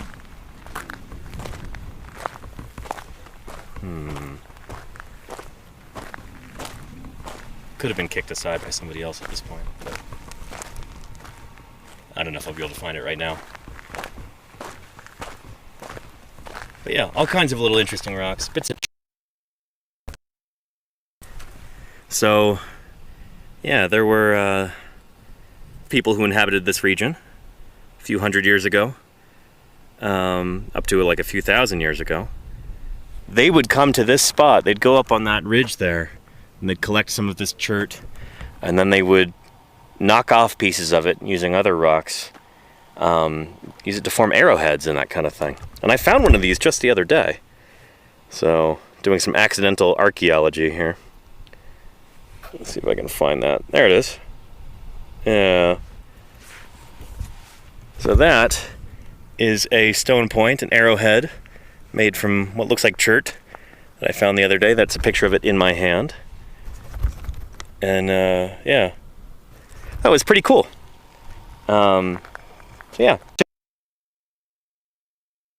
turned it over a few times, thought about like, man, what would it have been like to be a person living here hundreds of years ago, and just sitting here all day trying to make a bunch of these, walking around, one of them falls out of your pocket or something. Thought about that for a while and then put it back on the ground, because that's the thing. These things are protected under US law. I don't want to take that home. I'm a paleontologist, you know, not an archaeologist. It's cool to see that, and I've got a picture of it. I can show it off, but I don't need to actually keep the real thing in my possession, you know, cluttering up my office back at home. It can stay here where it belongs, and maybe if some archaeologists come here to do a survey, they'll be able to find it and make sense of it, and that'll be another data point for them. That's more important than me personally keeping this, you know, this little artifact. And that's how we feel about the fossils here too, where all these fossils that we're excavating, as cool and beautiful and fascinating as they are, they belong in a museum, not in somebody's personal collection. I don't really have any dinosaur elements at home in my office. No genuine ones. I've got a ton of casts and especially 3D prints and models and stuff like that of different dinosaur bones and claws and teeth. But I don't need to personally keep those as, you know, possessions or property. These bones have been sitting here in the ground for 142 million years. It's almost kind of silly for some person to come along nowadays and go, oh yeah, that thing, that belongs to me now. It's my property. It's like, what? What are you talking about? Yeah, I don't know. Maybe I'm being a little too idealistic, but I think these things belong to all of humanity, you know? This is part of our collective natural heritage. It helps tell the story of the history of life on Earth. It helps us find perspective in that we wouldn't otherwise have as human beings, you know? We get to know what came here before. These creatures lived the planet long before we evolved. And they lived alongside our little ancestors during the Cretaceous period too. I think that's something that's kind of too important for any one person to own. That's why it belongs in a museum. That's why we're collecting for a museum out here. That's why we're doing what we do. So, anyway, it's my little soapbox there. Let's maybe think about wrapping up the stream here. Yeah.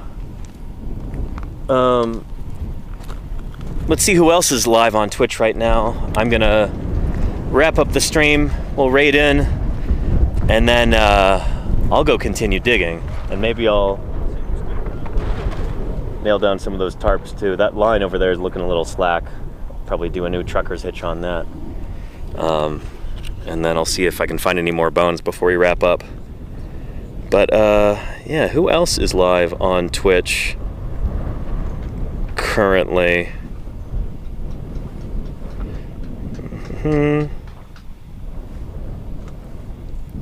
Following. Let's see here. Oh, Casey Snowart is on. Well, well, well. Let's go right into Casey Snowart, shall we? Yeah. Raid. Casey Snowart. She's doing a creator camp unit on, I guess, character creation? Drawing characters. That's going to be pretty neat. Casey just got Twitch partner recently. Really proud of her and her community. She 1,000,000% deserves. I'm really excited to see her channel continue to grow and see people, you know, kind of fall in love with drawing. If you are interested in drawing, you know, you might think, oh, I'm no good at that. I could never do it. It's cool, but, you know, I'm just a little intimidated and I don't even know if I want to try. Go watch Casey Snowart. We're going to raid in now. She's able to break it down in such a way where it feels very unintimidating, and she can walk you through step by step, you know? She used to teach art education. She's very good at it. So anyway, you're going to enjoy this chat. Let's go raid in. Thank you for the viewership, the questions, the enthusiasm. Thank you for the financial support that help keep this channel running through gift subs and cheering and all that. Thank you to the moderators who keep this train on its tracks. Yeah. Oh, and we already rated in. Great. Well, did we? I think we did. Oh, not quite yet? Where is the... Oh, hang on. I'm looking at the wrong... Did the command go through or not? No, lol, okay. All right, goodbye everybody. Take care.